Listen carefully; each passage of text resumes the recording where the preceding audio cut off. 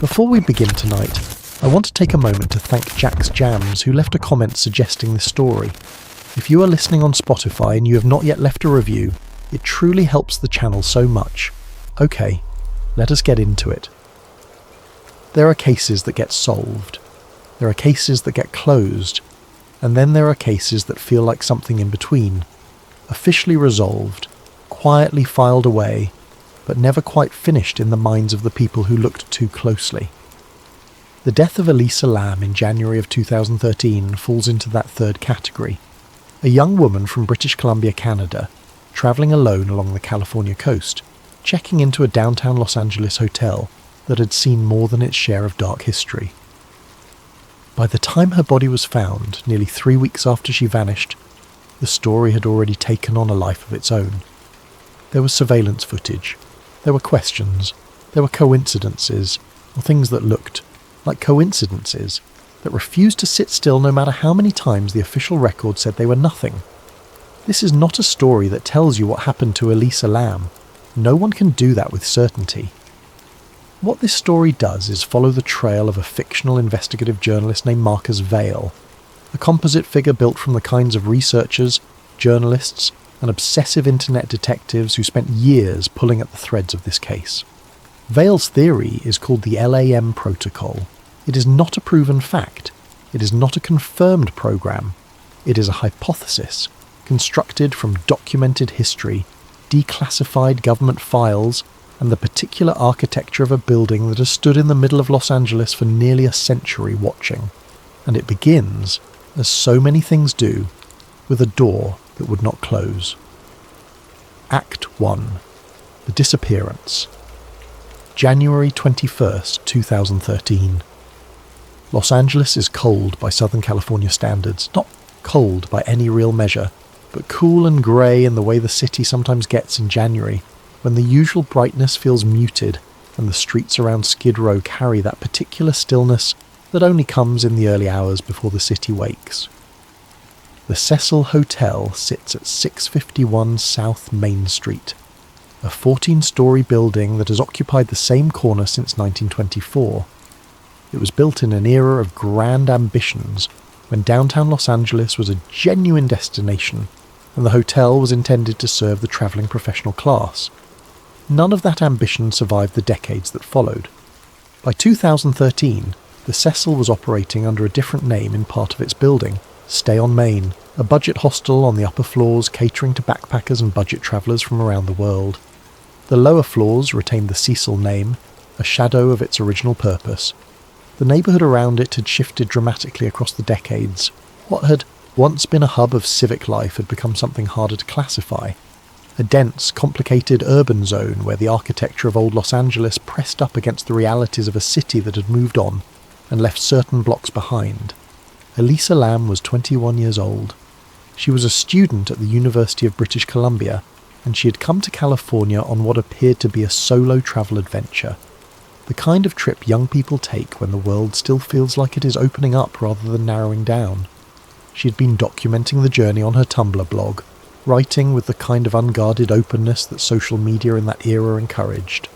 She wrote about books and music and the particular feeling of being alone in a new place.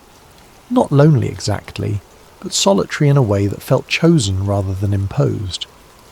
She had visited San Diego and was making her way up the coast. Los Angeles was a stop along the way. She checked into the Cecil on January 26th.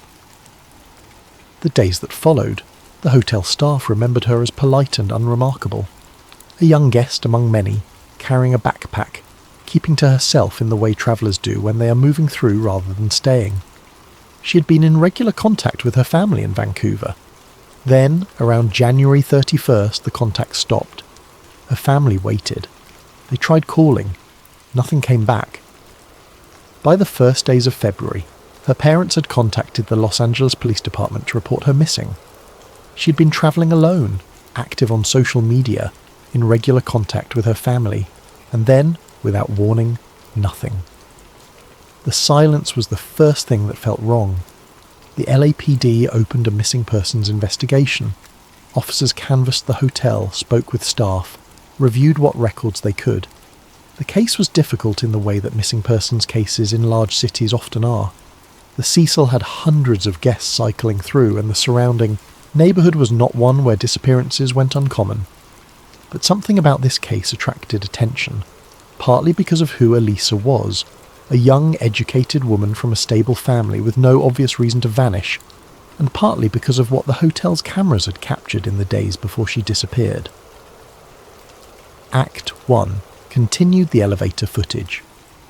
On February 14, 2013, the Los Angeles Police Department released surveillance footage from the Cecil Hotel's elevator system as part of their effort to generate leads. The footage spread across the internet with a speed that nothing in that era could quite predict. It was shared on Reddit, embedded in news articles, dissected on forums, and watched millions of times within days of its release. The reason was simple and immediate. Something about the footage felt wrong in a way that was difficult to articulate precisely, and therefore impossible to dismiss. The clip shows a young woman, later confirmed to be Elisa LAM, entering an elevator on one of the hotel's floors. The footage has the quality of old analog surveillance video, slightly degraded, slightly too slow, the kind of visual texture that makes everything feel heavier than it is. Elisa enters the elevator and presses multiple buttons, more than she would need to press for any single destination. She leans out into the hallway and looks in both directions, as though checking whether someone is coming. She steps back inside. She steps back out. At one point she stands pressed against the interior wall of the elevator, as though trying to make herself invisible to whatever might be in the corridor outside. At another point she moves to the threshold of the elevator doors and extends both arms out into the hallway, moving them in slow, deliberate gestures, waving, almost, or reaching, the kind of movement that serves no obvious practical purpose. Her face, when the camera catches it directly, carries an expression that different viewers have described differently over the years. Fear, confusion, intoxication, dissociation. She appears to speak, though there is no audio to confirm what she says or whether she's speaking to anyone at all. The elevator doors never close. Throughout the entirety of the clip, which runs for several minutes, the doors remain open. They do not function the way elevator doors function. They do not respond to the button presses. They simply stay open, passively, as though the elevator itself has paused in some service state that has nothing to do with its occupant. What the footage showed was not conclusive. It was not proof of anything. But it was the kind of footage that occupies a specific space in the human mind, too strange to explain easily, too real to dismiss, too ambiguous to resolve. It stayed. Eventually Elisa walks out of the elevator and moves down the hallway, out of frame. The doors close, the elevator proceeds normally. Whatever had caused the disruption, the behaviour, the doors, the extended and inexplicable pause, passed without resolution. The footage ends, the investigation continued, and the questions it raised did not. Act 2. The Discovery. February 19th, 2013. A maintenance worker at the Cecil Hotel climbed to the roof to investigate a complaint that had been filtering up through the building staff for several days. Guests on the upper floors had reported that the water pressure was inconsistent, that the tap water had an unusual colour, that the taste was not right. These were the kinds of complaints that in a building like the Cecil could have any number of mundane explanations. The maintenance worker climbed to the roof, where the hotel's water supply tanks were located, and opened the first tank he checked. Elisa LAM was inside. She had been there for approximately 18 days. The tank was large enough to stand in, sealed with a heavy cover that required deliberate effort to open from the outside. She was found floating, unclothed, with her clothing found floating nearby in the same tank. There were no obvious external injuries. There was no sign of a struggle. There was no clear explanation, at the point of discovery, for how she'd gotten there, how she had accessed the roof, how she had opened the tank, how she had ended up inside it. The coroner's investigation that followed determined that her death was an accidental drowning. The toxicology reports found evidence of the medication she had been prescribed for her bipolar disorder, though at levels the coroner determined were not inconsistent with normal use. Bipolar disorder was listed as a significant contributing factor. The case was ruled accidental. The official record was closed. For most people, that was where the story ended. For Marcus Vale, it was where the story began. There were too many questions sitting quietly beneath the official conclusion. Not dramatic. Questions, not the kind that announce themselves with sirens and flashing lights, but the low, persistent kind that surface in the hours before sleep, the kind that do not go away. How had she accessed the roof? The roof was, by all accounts, kept locked, with access restricted to staff. How had she opened the water tank, which required significant physical effort and a particular knowledge of where to push, where to lift? How had she gotten inside and sealed it behind her? How had no one in the building, in the 18 days she lay in the tank that supplied the hotel's water, noticed anything definitive enough to act on sooner? The official answer to these questions was, essentially, that mental illness in acute crisis can produce behaviour that defies ordinary explanation. That a person experiencing a severe bipolar episode might do things that make no logical sense in retrospect. That the absence of a clear alternative explanation is not itself evidence of something sinister. These answers are not wrong. They are not lies. But they are the kind of answers that, if you have spent any time studying the documented history of what certain agencies of the United States government were capable of doing to ordinary people in the name of research, do not quite sit flat. They leave a slight ridge, and Marcus Vale was the kind of person who noticed ridges. Act 3. The pattern. Vale had been a researcher and journalist for nearly 15 years by the time the Elisa LAM case captured his attention. He had spent much of his career in the space that occupies the uncomfortable middle ground between conspiracy theory and documented history. The territory where things that seem improbable turn out to be real, where things that sound paranoid turn out to have paper trails. He had written about COINTELPRO, the FBI program that ran from 1956 to 1971, and surveilled, infiltrated, and actively disrupted civil rights organisations, anti-war groups, and political movements. He had written about Operation Paperclip, the program through which the United States government brought former Nazi scientists into American research institutions after World War II. He was not a man who dismissed things easily. He was also not a man who invented connections out of thin air. What caught his attention first was not the elevator footage. It was a name. In the weeks following the discovery of Elisa Lam's body, an outbreak of tuberculosis was confirmed in the neighbourhood surrounding the Cecil Hotel. The outbreak was significant enough to prompt public health officials to use a particular diagnostic test widely and urgently in the area. The test was called the LAM Elisa test, a real documented medical screening tool used specifically for tuberculosis detection. Its name is a technical acronym, Lipoarabenomannan Enzyme-Linked Immunosorbent Assay. The name of the deceased, Lam. Her first name, Elisa. Officially it was a coincidence. Medically, the name of the test had nothing to do with the name of the woman. The acronym predated her birth by decades. The overlap was the kind of thing the universe produces regularly, the collision of unrelated syllables that the pattern-seeking human mind cannot help but notice and assign meaning to. Vale was clear-eyed about this.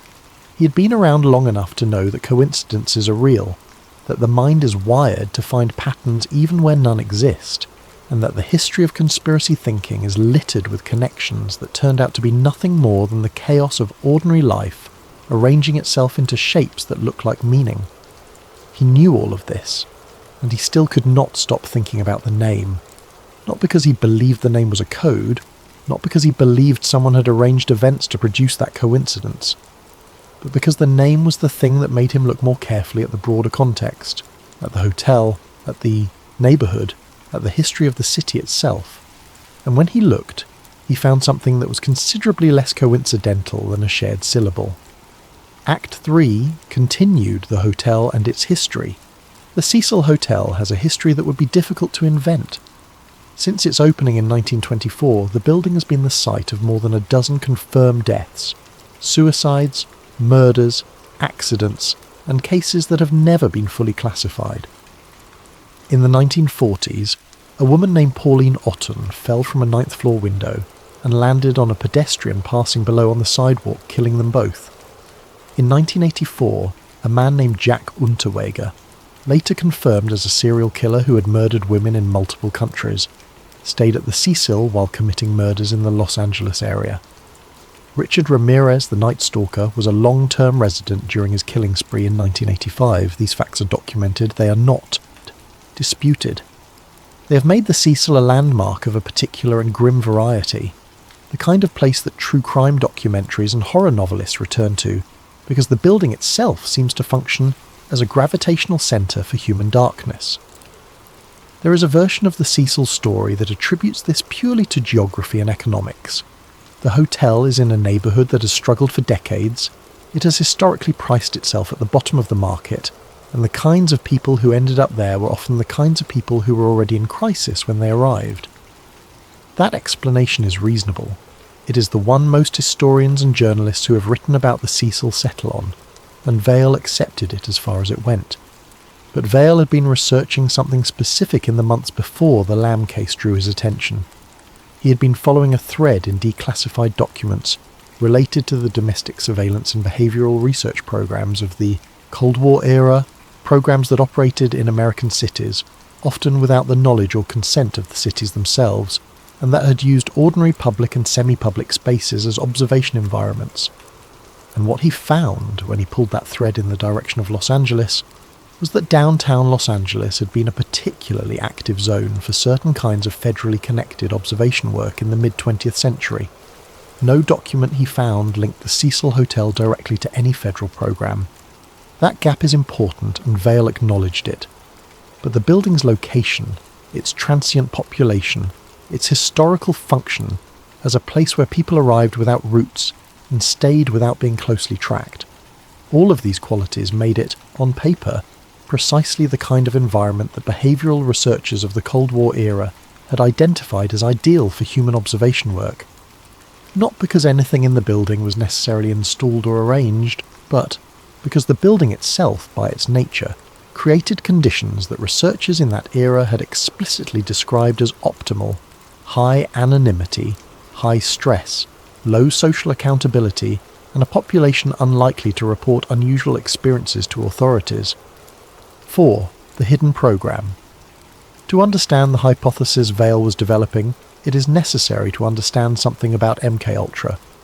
Not the sensationalized version, not the Hollywood shorthand in which MKUltra is simply a catch-all explanation for mind control and government evil, but the documented, declassified, congressionally investigated reality of what the program actually was. MKUltra was a project of the Central Intelligence Agency that ran from 1953 to at least 1973.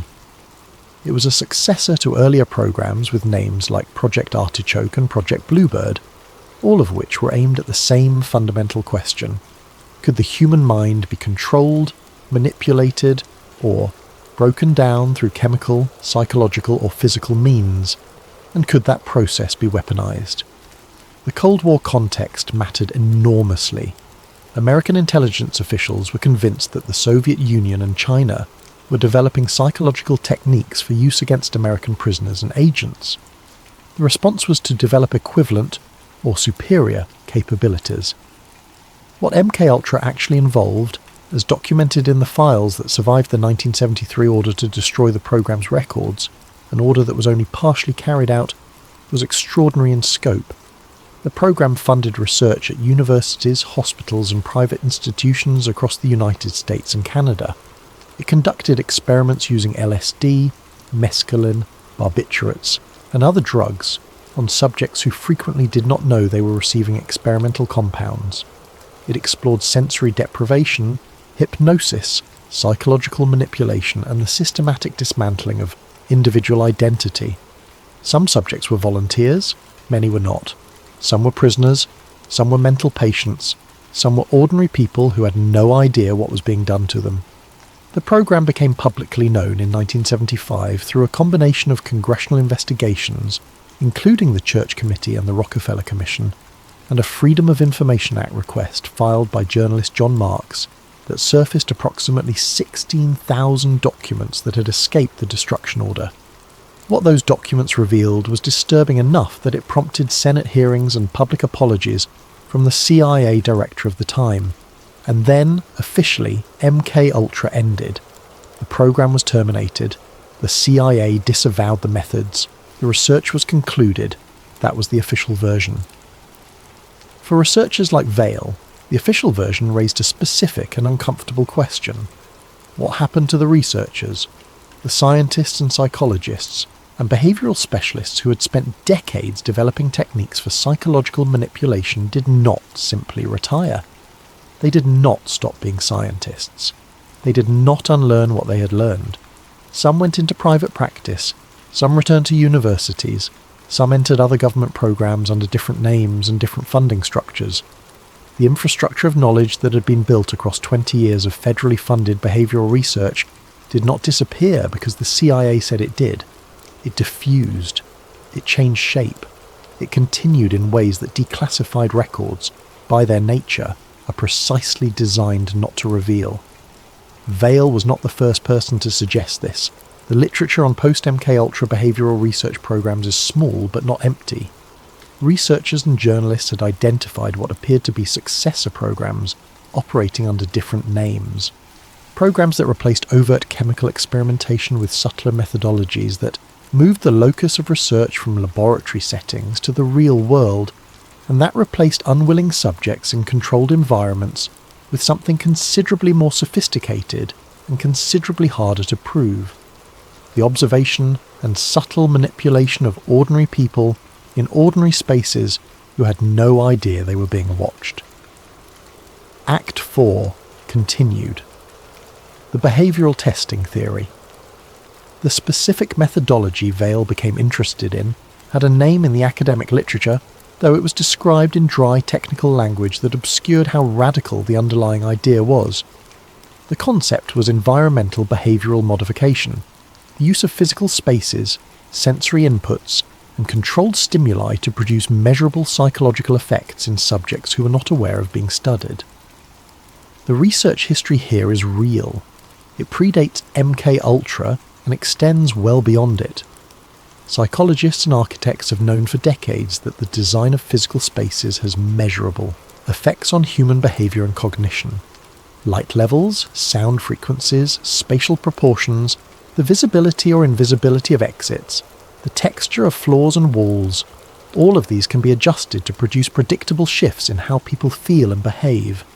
This knowledge has been applied openly and legitimately in the design of hospitals, schools, retail environments and public spaces around the world.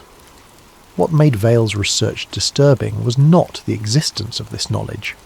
It was the question of what certain agencies might have done with it in the years after MKUltra, specifically whether the shift from chemical to environmental manipulation represented not the end of behavioural research programs, but their evolution into something subtler, harder to detect, and potentially still active. The theoretical framework Vail developed worked as follows. A building like the Cecil, in a neighbourhood like the one surrounding it, presented a naturally occurring research environment with several properties that would be valuable to behavioural researchers operating under constraints. The population was highly transient.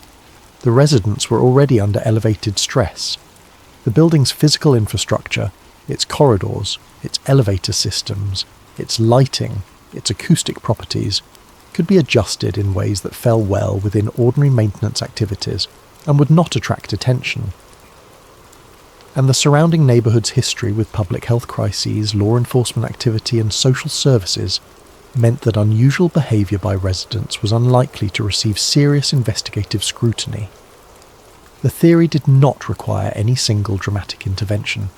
It required only the sustained, subtle adjustment of an existing environment, the kind of adjustment that could be maintained over years or decades by a small number of people with access to the building's infrastructure, operating well below the threshold of anything that would register as unusual.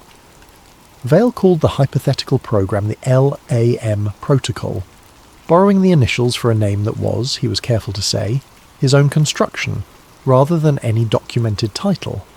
He was not claiming that a program by that name existed in any government file.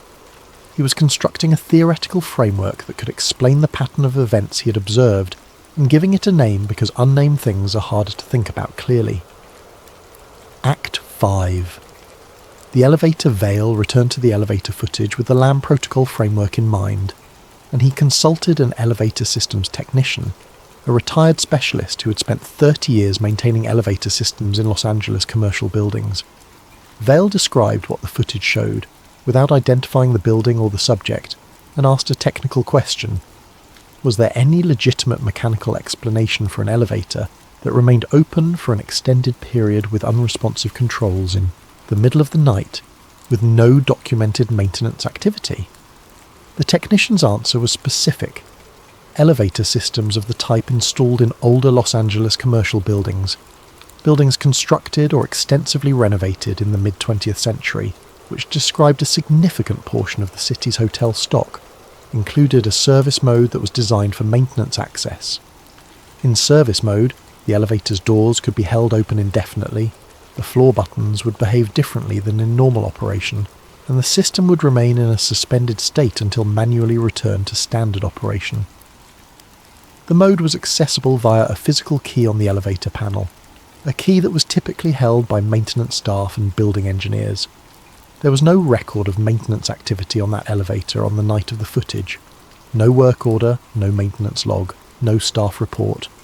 If the elevator had been placed in service mode, someone had done so off the books, or someone had left it in that state from a previous activity and failed to return it to normal operation. Or, and this is the part of the technician's answer that stayed with Vale, certain older elevator systems had been documented to enter service mode spontaneously under specific electrical conditions, particularly in buildings with aging infrastructure where the power supply was inconsistent.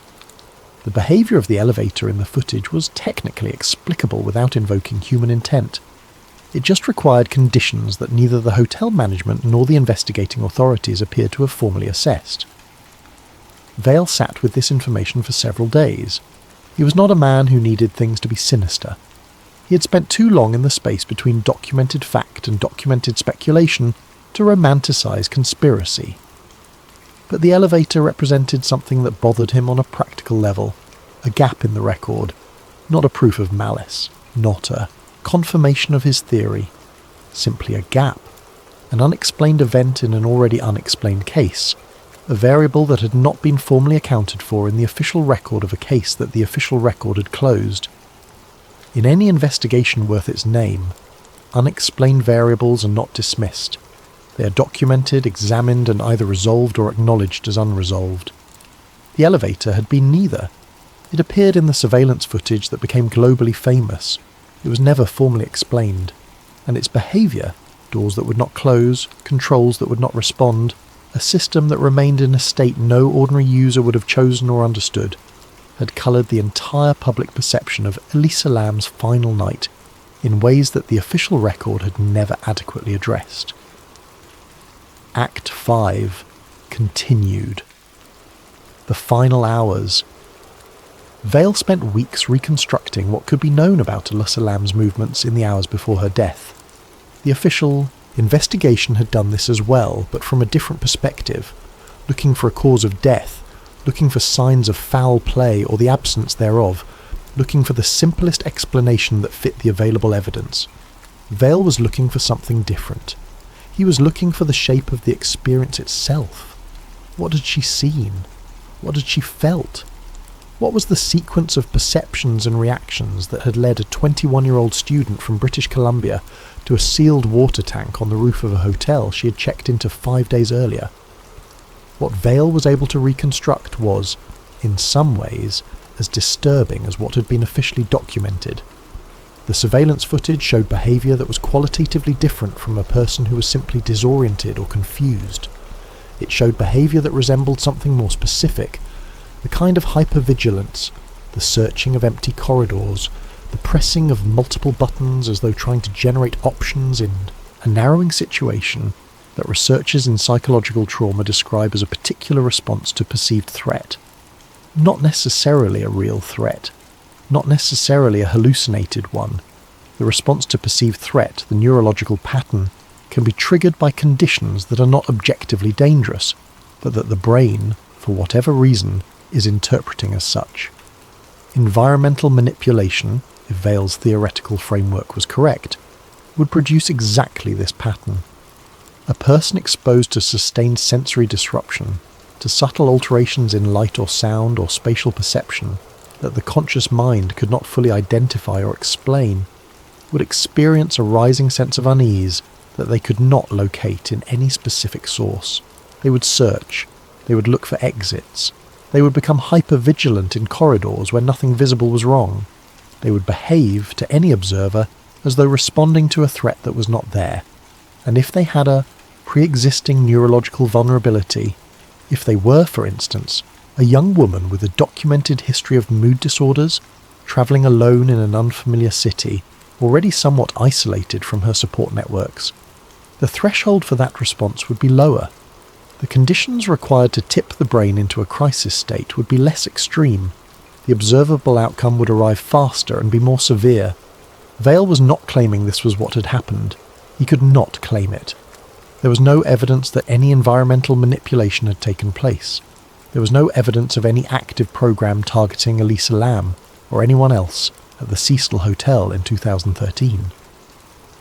What Vale had was a hypothesis, a theoretical framework that fit the pattern of events with uncomfortable precision, and a documented history of government programs that had done things precisely this extreme to ordinary people in the not-so-distant past. Act 6. The conspiracy theory of LAM Protocol, as Vale framed it, was not a targeted program.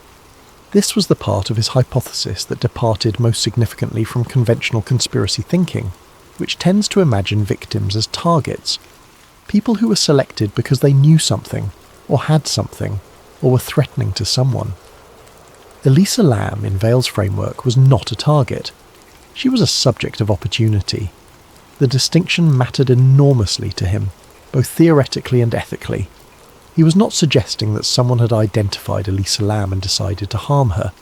He was suggesting something considerably colder, that if a behavioural observation environment had existed at the Cecil Hotel, a space subtly designed or maintained to observe how human beings responded to stress, isolation, and environmental manipulation, then anyone who entered that space was a potential data point. The program, if it existed, would not have needed to select subjects. It would simply have observed whoever was present. The hotel's transient population provided a continuous self-renewing pool of research subjects, each arriving with their own history and vulnerabilities, each passing through an environment that was not what it appeared to be. The purpose, in Vale's framework, would have been the same as the purpose that motivated MKUltra and its documented predecessors, understanding how human perception and cognition break down under controlled conditions, with an eye toward both offensive application, producing similar breakdowns intentionally in target individuals, and defensive application, understanding and hardening against the same techniques when used by adversaries. The Cold War had ended. But the research apparatus it had created did not end with it. The questions it had been designed to answer had not become less interesting to the agencies that had funded them. The methodology had simply become more sophisticated, more dispersed, and considerably harder to find. What Vale was proposing in its most stripped-down form was this: that certain buildings in certain American cities had been, at some point in the 20th century, modified to function as passive behavioural observation environments in which the ordinary events of ordinary life, the comings and goings of transient residents, the small crises and larger ones, produced data that was collected and analysed by people who were never present in the building, never identifiable, and never required to do anything that looked like research from the outside. No experiment to run, no researchers to embed, no injections to administer. Simply an environment, carefully constructed, carefully maintained, and invisible to everyone inside it, that produced over decades a continuous stream of data about how human beings behave when they are under stress and do not know they are being watched. Act 7. The cover. One of the elements of the LAM Protocol theory that Vale found most persuasive and most disturbing was not what it required to be true, but what it required to remain invisible. The answer was almost nothing. The official ruling of accidental drowning, in the context of a young woman with a documented history of bipolar disorder, was not suspicious. It was, from the perspective of anyone who needed the case to close quickly and cleanly, the ideal outcome. Mental illness as a contributing factor in an accidental death does not require investigation. It does not suggest external causation. It does not point toward anyone or anything. It is a self-contained explanation that carries within it its own closure. A tragic accident involving a vulnerable young woman. The case was closed. The building was still operating. Life continued. Vale spent months attempting to obtain records from the Cecil Hotel, building access logs from the relevant period, maintenance records for the elevator systems, the complete surveillance footage from the night depicted in the released clip. The released clip was, by multiple accounts, edited from a longer original, and the full footage was never made publicly available. His requests were met with responses that range from partial compliance to outright denial. The hotel management, later its new owners under a renovation project, cited privacy concerns, incomplete record keeping, and the ordinary limitations of a business that had changed hands multiple times in the intervening years. None of these denials were inherently suspicious. Hotels do not keep comprehensive records indefinitely. Surveillance footage is routinely overwritten. Maintenance logs are maintained for practical rather than historical purposes and are often incomplete. The absence of records proved nothing. But the absence of records, Vale noted, was also precisely what a genuine behavioural observation programme would have been designed to produce. Not false records, not forged records, simply no records. The ordinary unremarkable absence of documentation that attends the ordinary unremarkable operations of a building that is simply going about its business day after day, year after year, in a neighbourhood where no one is paying particularly close attention. The efficiency of the invisible was the thing that haunted Vale most. Not the dramatic conspiracy, not the men in black suits and the shadowy meetings and the classified briefings, but the bureaucratic banality of a programme that operated by doing almost nothing detectable, in a place where almost nothing was noticed, affecting people who had almost no power to be believed if they said something was wrong. The architecture of invisibility was not a wall or a lock. It was simply the aggregate of ordinary things, ordinary neglect, ordinary indifference, ordinary gaps in record keeping, arranged in a way that left no seams to pull at. Act 7. Continued. The missing data. There is a specific category of archival problem that historians and investigative journalists encounter when researching Cold War-era programs, and Vale had become intimately familiar with it over the course of his career. It is not the problem of finding records that say something damning. It is the problem of finding the shape of the space where records should be. When the CIA destroyed the majority of MKUltra's files in 1973, they did not destroy them completely. The remaining 16,000 documents that John Marks recovered through the Freedom of Information Act existed precisely because they had been misfiled, routed to a financial records office rather than the main program archive, and therefore missed when the destruction order was carried out. The shape of the missing documents, the gaps between what survived and what clearly should have been there, told its own story. Researchers who studied the surviving files could see the outlines of programs that had no corresponding documentation, the ghosts of experiments that had been deliberately removed from the record. Vale applied the same methodology to the Cecil Hotel and came away with something he found genuinely unsettling. Not a smoking gun, not a document that said what he suspected it might say, but a pattern of absence that was itself a kind of presence. Records that should have existed, that any functioning business generates as a matter of ordinary operation, and that were either unavailable or incomplete in ways that did not match the hotel's operational history in other periods.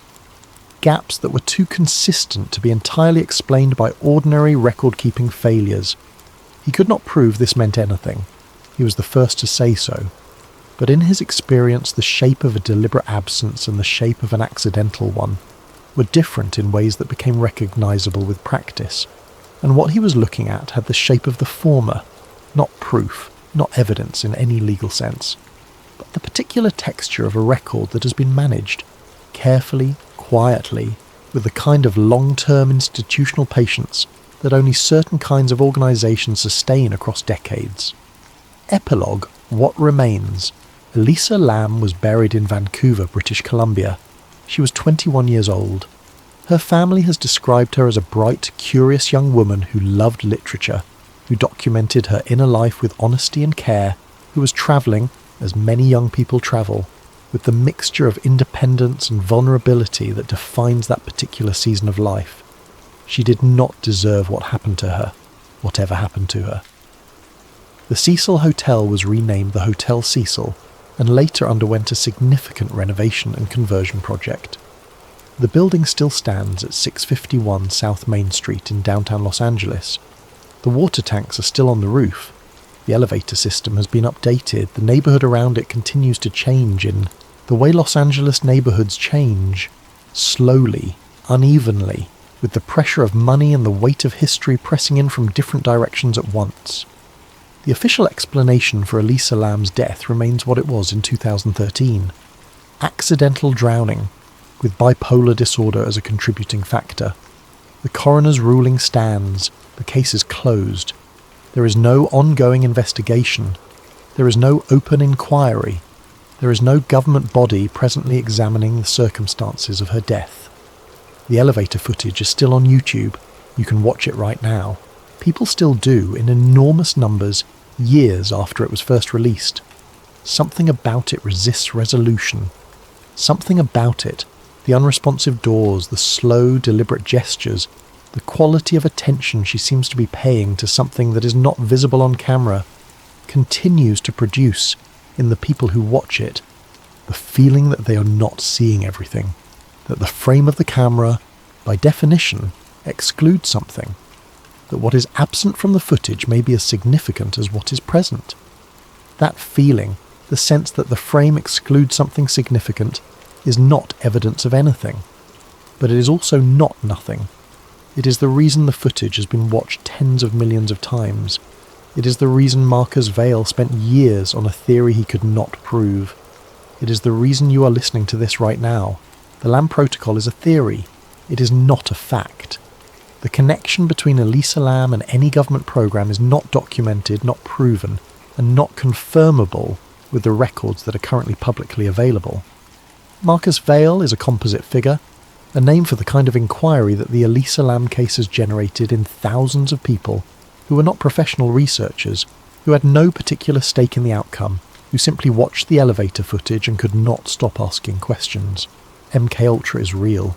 Its successor programs, some documented, some strongly implied by the surviving record, some entirely unconfirmed, are real in the sense that the conditions that produced them are real, that the institutional knowledge they generated is real, that the people who developed their methods did not simply stop when the programs were officially ended. The history of what the United States government was willing to do to ordinary people in the name of research in the 20th century is documented, publicly available, and considerably darker than most people who have not specifically gone looking for it tend to realise. None of that makes the LAM Protocol true, but it does make it harder to dismiss. In the hours before dawn, on January 31st, 2013, a young woman who was someone's daughter and someone's friend walked into an elevator in downtown Los Angeles and pressed buttons that did not work. She looked for something she could not name in corridors that, by all official accounts, held nothing to be afraid of. She ended up somewhere she should not have been able to reach, in a space that should not have been possible to access, in circumstances that the official record describes as tragic and accidental and closed. The elevator doors have long since been repaired. The water tanks have been drained and cleaned and returned to their ordinary function. The footage is still playing, somewhere, right now, on a screen somewhere in the world, watched by someone who is noticing, for the first time, or for the 100th time, the way the doors refuse to close, the way she looks, not at the camera, but at something just beyond the frame, the way the elevator waits, and waits, and waits, as though it is holding something in suspension that it is not yet ready to release. Some explanations are convenient, some coincidences are only coincidences. Some cases are exactly what they appear to be. A tragedy, a loss, a gap in the world where a young woman used to be. Most of the time, the simplest explanation is also the correct one. The official record is usually right, but in a city full of cameras, in a building with 100 years of history, In a case where the records are incomplete and the footage is cut and the doors would not close, it is worth asking at least once what the frame is not showing you, what the official record was designed to exclude, and whether the most convincing explanation is so convincing precisely because someone needed it to be. Sleep well tonight, Sleepy Koala Army. And remember, if you are somewhere out there watching this before bed, or listening in the dark, or thinking about the next time you step into an elevator in a building that has been standing longer than you have been alive, sometimes the most unsettling thing is not what you can see. It is what the camera cannot show you, what the record does not contain, what the frame was built to leave out. Elisa Lam deserved answers. She deserved a world in which questions like these were unnecessary. Whatever the truth of her final hours turns out to be, if it ever turns out to be anything at all, she deserved better than an empty corridor and a door that would not close.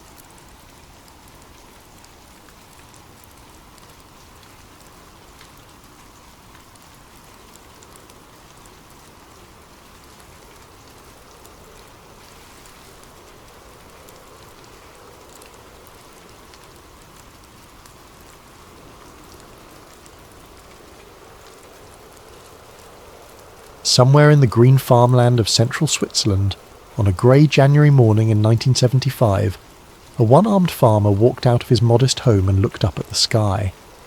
What he saw next, or what he claimed to see, would set in motion one of the most documented, most debated, and most deliberately obscured contact events in the history of the modern world. His name was Edward Albert Meier. The world would come to know him simply as Billy. And if the documents buried inside Cold War intelligence archives are to be believed, documents that analysts were never supposed to find, what happened on that hillside was not a hallucination, not a hoax, and not a weather phenomenon. It was the beginning of something so significant that 3 separate Western intelligence agencies quietly moved to ensure the public would never take it seriously. This is not the story of whether Billy Meier was telling the truth. This is the story of why the truth, whatever it was, had to be controlled. Tonight we go deep into one of the most extraordinary cases ever assembled. A case where the photographs were too good, the witnesses too credible, and the official silence too perfectly coordinated to be anything other than deliberate. Find a comfortable position. The lights are low, and somewhere above the Swiss Alps something is still waiting. The canton of Zurich sits in the northern heart of Switzerland, a landscape of ordered fields, dense pine forests and villages that have existed nearly unchanged for hundreds of years. The people here are known for precision and privacy. They do not, as a cultural rule, invent stories. Hinwil was, in 1975, a small agricultural settlement roughly 40 kilometres southeast of Zurich. Population, modest. Industry, farming and light manufacture. The kind of place where strangers were noticed immediately, and where unusual events, if they occurred at all, spread through the community in hours. Edward Meier was 40 years old that January. He had been born in 1937 in the village of Bulach, the son of a cobbler. His childhood was unremarkable except for one recurring theme that would define his entire adult life. He claimed, from the age of 5, to have experienced periodic contact with non-human intelligence. These early claims, which Meier documented in personal notebooks, were dismissed by family and neighbours as the fantasies of an imaginative child. But Meier was persistent in a way that imagination alone rarely sustains across decades. By the time he reached adulthood, he had travelled extensively. He had lived in India, Turkey, and across Central Europe. He had worked manual labour, lost his left arm in a bus accident in Turkey in 1965, and returned to Switzerland with a young wife, Calliope, known to friends as Poppy, and a growing family. He was, by any external measurement, an unlikely candidate for international controversy. That changed on the morning of January 28, 1975. According to Meier's own account, written in careful, methodical detail that same day, he had received an internal impression, which he described as a form of mental signal or telepathic notification, that he should travel to a specific location in the fields outside Hinwil. This was not, he emphasised, unusual for him. He claimed such impressions had been occurring for years, though with increasing frequency and clarity since 1973. He drove his moped to the location indicated. He was alone. What he documented upon arrival has been analysed, disputed, replicated, attacked, and quietly studied by aerospace engineers, intelligence analysts, photographic experts, and researchers across 4 decades and more than a dozen countries. He saw a disc-shaped metallic craft, hovering without sound at low altitude above the field. He described it as approximately 7 meters in diameter with a domed upper section and a flattened lower hull. The surface appeared to be a brushed metal, not reflective like polished aluminum, but luminous in a way that seemed to emanate light rather than reflect it. The air around the craft was completely still. No displaced wind, no engine noise, no sound of any kind that he could place against any existing reference point in his experience. And standing beside the craft, or perhaps emerging from it, he was never entirely certain, was a figure he would describe in subsequent writings as Semjase. Semjase, he wrote, was a woman, or appeared to be. She stood approximately 160 centimetres tall, slightly above average for a Swiss woman of that era. Her features were fine-boned and symmetrical. Her clothing was a one-piece silver-grey suit without visible seams. Her hair was long and a pale blonde. Her eyes were large, widely spaced, and of a colour that Meier struggled to describe in his native German, eventually settling on a term that translates roughly as deep blue gold. They communicated, he said, through a process that was partly verbal. She spoke a language that he did not recognise but somehow understood, and partly what he could only describe as direct thought transfer. Ideas arrived in his mind fully formed, bypassing his ears entirely. The content of what was communicated covered topics that Meier, a farmer with a basic education, could not have been expected to address with any fluency. Orbital mechanics, planetary geology, the history of civilizational development across timescales that dwarfed human recorded history, and, most pressingly, a series of specific warnings about the trajectory on which Earth's civilization was currently travelling. The encounter lasted, by his estimate, approximately 40 minutes. When he returned home that afternoon, he sat down and wrote 14 pages of notes. He drew diagrams. He sketched the craft from multiple angles. He recorded the content of what had been communicated with the systematic thoroughness of a man who understood, even in those first hours, that he was going to need to prove something that most people would instinctively refuse to believe. The following day, he went back, with a camera. Between January of 1975 and the late months of 1978, Eduard Meier took a series of photographs that have never been satisfactorily explained away. This is not a subjective claim. It is a matter of documented forensic history. He shot initially on a 35mm film camera, a standard consumer-grade device available to any Swiss household of the era. He later acquired a Polaroid camera, which he used for a smaller number of images, the photographs number in the hundreds. The most analysed of them, the ones that have been studied under computer enhancement, photogrammetric analysis, spectral light modelling, and multiple independent forensic reviews, show a consistent, physically coherent object in genuine aerial suspension. That last phrase matters enormously. Genuine aerial suspension. When investigators in the late 1970s began applying what were then cutting-edge photographic analysis techniques, borrowed from satellite imagery processing developed for the space race, they were looking specifically for evidence of models on strings, for evidence of objects attached to poles or wires, for evidence of double exposure or darkroom manipulation. They found none.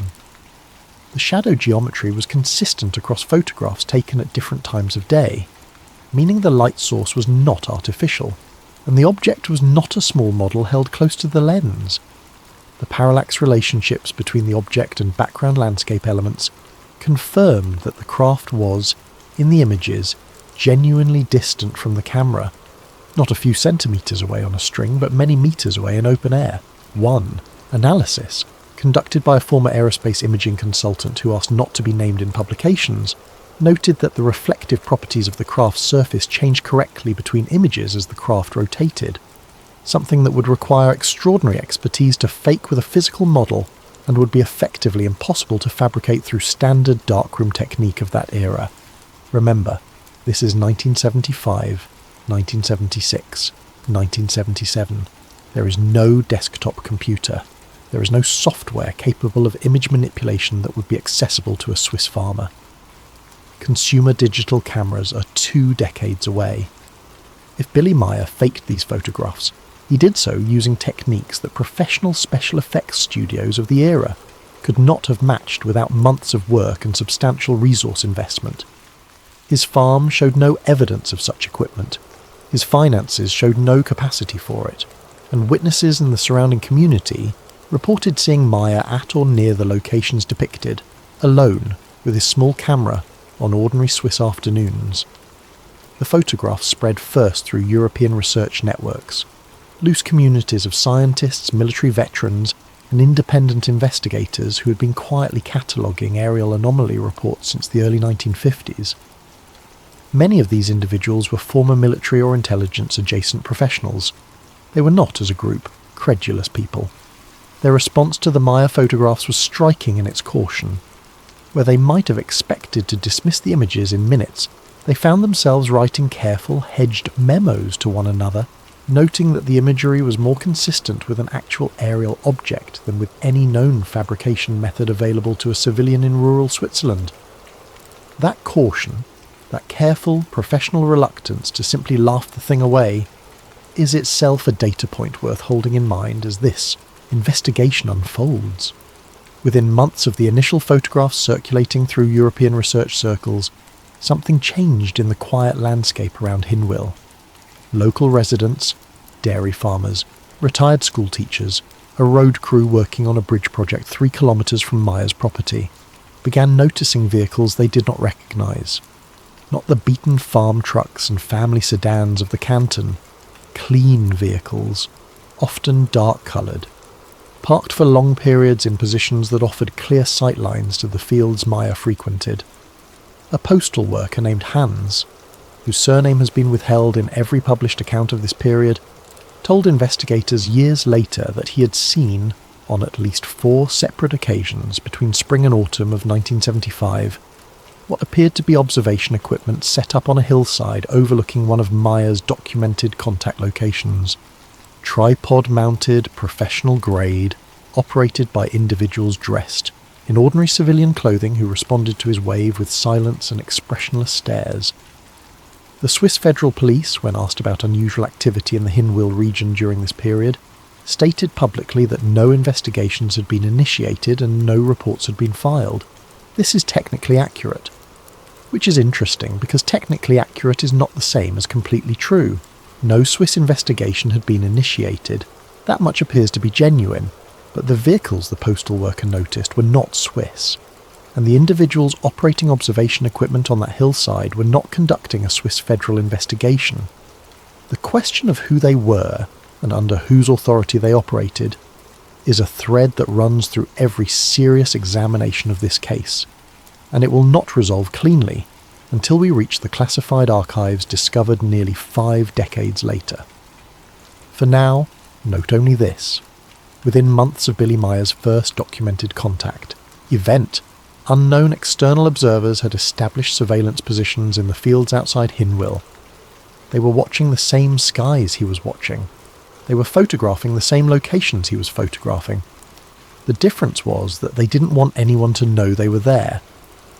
To understand why Western intelligence agencies would take any interest whatsoever in a one-armed Swiss farmer who claimed to photograph alien spacecraft, you need to understand the specific paranoia of the mid-1970s Cold War intelligence environment. The world in 1975 and 1976 was not at peace. It was in a state of carefully managed tension between 2 nuclear superpowers who had each concluded, independently, that the other was capable of developing technology that would be indistinguishable from magic, stealth aircraft, satellite surveillance, directed energy weapons, hypersonic delivery systems. The gap between publicly known technology and classified reality had become enormous, so enormous that the line between a genuine, extraordinary capability and a Soviet deception operation had become, for intelligence analysts, genuinely blurry. Anomalous aerial phenomena had been classified as a dual-threat problem since the late 1940s. The primary concern was Soviet. Any unexplained object seen over Western Europe or North America could represent classified Soviet technology. The secondary concern was domestic. Mass sightings of unexplained aircraft could cause public panic, military miscalculation, or, most dangerously, premature disclosure of classified Western technology if the military was forced to explain what people had seen. Both threats required monitoring. Both required containment. Against this backdrop, a case like Meier's represented a very specific kind of problem. He was not reporting a single, fleeting, ambiguous sighting. He was reporting repeated, sustained, documented encounters in a consistent geographic location. He was producing physical evidence, photographs, circular depressions in the soil, scorched vegetation at landing sites that could not be immediately dismissed. And he was doing this with increasing openness, inviting investigators to examine his evidence, encouraging publication, building a public following. This was, from an intelligence management perspective, exactly the scenario that required early, decisive intervention. Declassified summaries from this period, released in heavily redacted form through various freedom of information processes, confirm that Western agencies maintained active monitoring files on civilian contact claims that demonstrated specific characteristics, repeated sightings in a fixed location, physical trace evidence, photographic documentation, and civilian investigator involvement. The Meier case met every single criterion. An internal classification label that appears in at least 2 separate intelligence summaries, designation stripped, authoring agency redacted, reads simply, persistent contact claim, civilian source. The notation that follows is partially obscured by redaction, but the visible text includes the phrase requires narrative management, which is, in intelligence terminology, not an instruction to investigate. It is an instruction to control. Lieutenant Colonel Wendell C. Stevens was not the kind of man who chased fantasies. He had spent 20 years in the United States Air Force, serving in roles that required both technical competence and high-level clearance. His assignments touched on aerial reconnaissance and the analysis of exotic aerial phenomena at a time when those files were among the most classified in existence. He retired from active duty in 1963, and by the early 1970s had become one of the most respected civilian researchers in his field, respected specifically because of his methodological rigour and his refusal to accept evidence that failed to meet military-grade analytical standards. When Stevens first heard about the Meier photographs in 1976, his initial response was dismissive. Another Swiss mystic, he told an associate. Another farmer who saw something strange and built a mythology around it. But then he saw the photographs. Stevens travelled to Switzerland in 1976 and again in 1977. He spent extended time with Meier, interviewing him over dozens of sessions, examining his original film negatives, walking the contact sites, speaking with local witnesses. He brought with him a network of professional contacts in the aerospace and photographic industries who could provide technical analysis that met evidentiary standards. What he found over 2 years of investigation was, by his own account, the most physically substantive contact case he had ever encountered. His analysis of the original negatives, craft in the images, his analysis concluded, exhibited characteristics of genuine three-dimensional objects photographed at genuine distance. Stevens published his findings in 1982 in a book-length investigation that laid out his methodology, his evidence, and his conclusions with the careful, structured clarity of a military intelligence report. He stopped short of declaring Meier's account entirely factual. He was too disciplined for categorical claims. But he stated unambiguously that the evidence taken as a whole could not be explained by conventional means. The response was immediate, coordinated, and, to anyone paying close attention, deeply peculiar in its efficiency. Within months of Stevens's publication, a comprehensive debunking campaign appeared across multiple media outlets in multiple countries nearly simultaneously. Mainstream newspapers in the United States, United Kingdom, and West Germany, ran dismissive articles citing unnamed photographic experts. Television programs ran segments in which critics demonstrated how small models on strings could, under certain conditions, produce photographs vaguely similar to Meier's. Research organisations that had previously expressed cautious interest in the case publicly reversed their positions. The coordination was striking, not because any single piece of it was impossible. Negative media coverage of unusual claims was common, but because of the speed, the breadth, the simultaneity. Investigative media campaigns, even well-resourced ones, take time to organise. Editors need to be briefed, journalists need to write, publications need to schedule. A campaign that unfolds across 4 countries in 3 languages within weeks of an inconvenient publication does not happen organically. Stevens noticed this. He wrote about it in private correspondence. He mentioned it in interviews. Nobody in the mainstream press found it worth discussing. The specific mechanism of the debunking campaign is worth examining carefully because it reveals something important about how the suppression of uncomfortable information actually works in practice. It does not work through direct denial. Direct denial draws attention and invites investigation.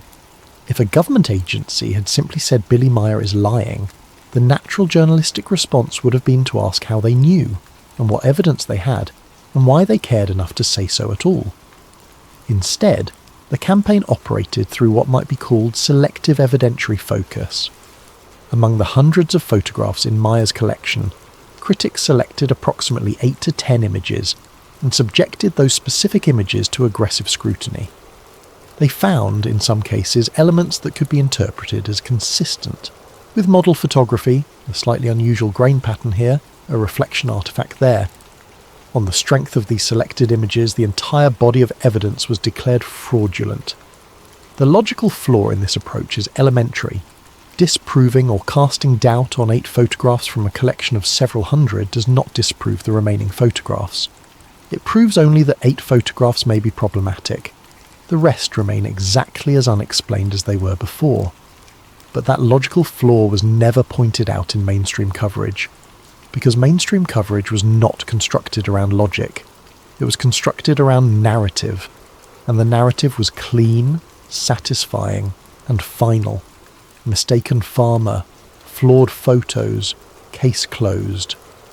The public accepted it with the grateful relief that people typically feel when a complicated and unsettling thing is suddenly explained away. Nobody had to worry anymore. There was a normal explanation. The experts had figured it out, except the experts had not figured it out.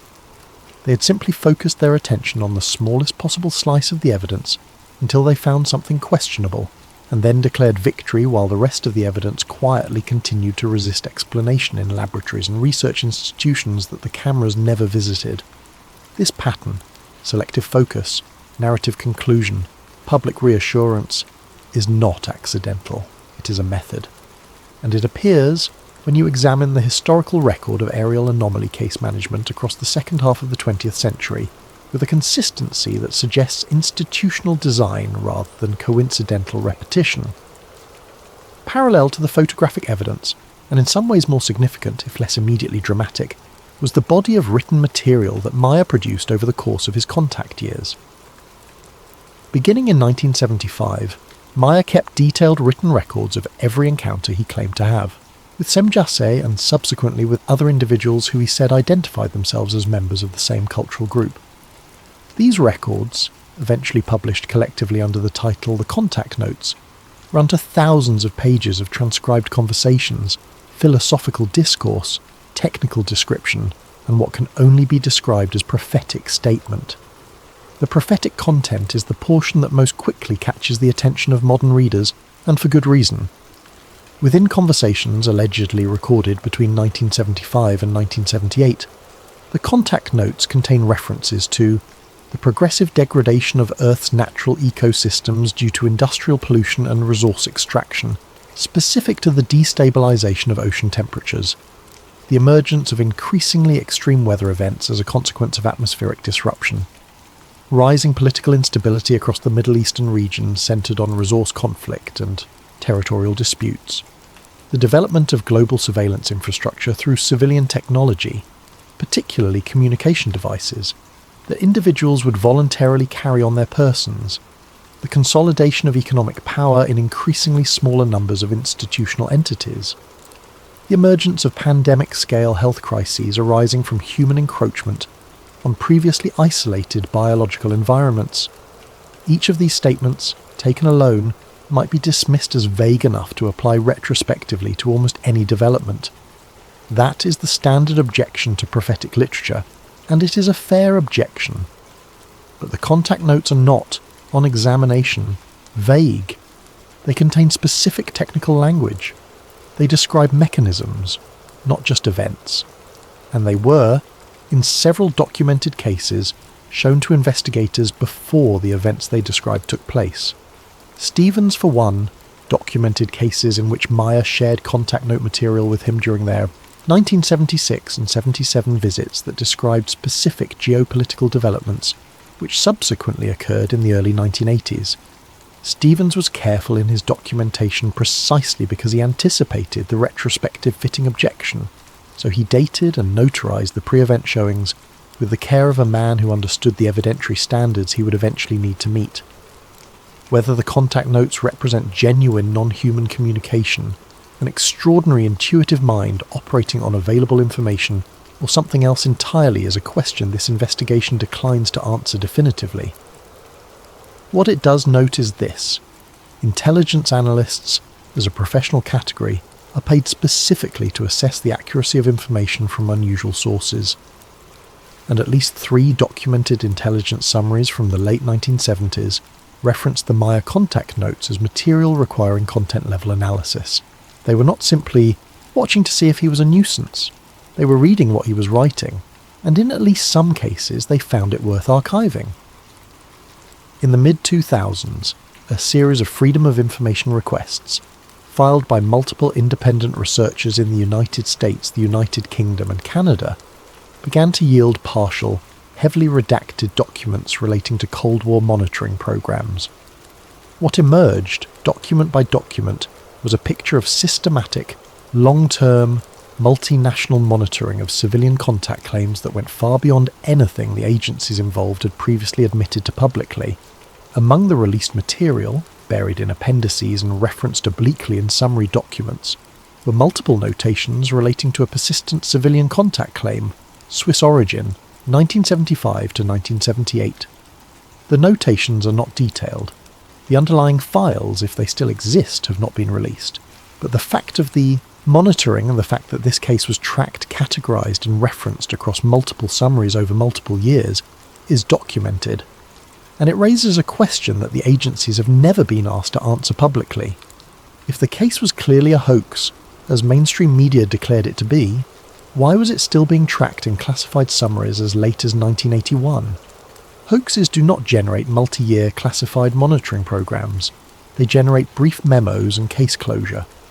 What generates multi-year classified monitoring programs is a situation that remains, from the agency's perspective, unresolved.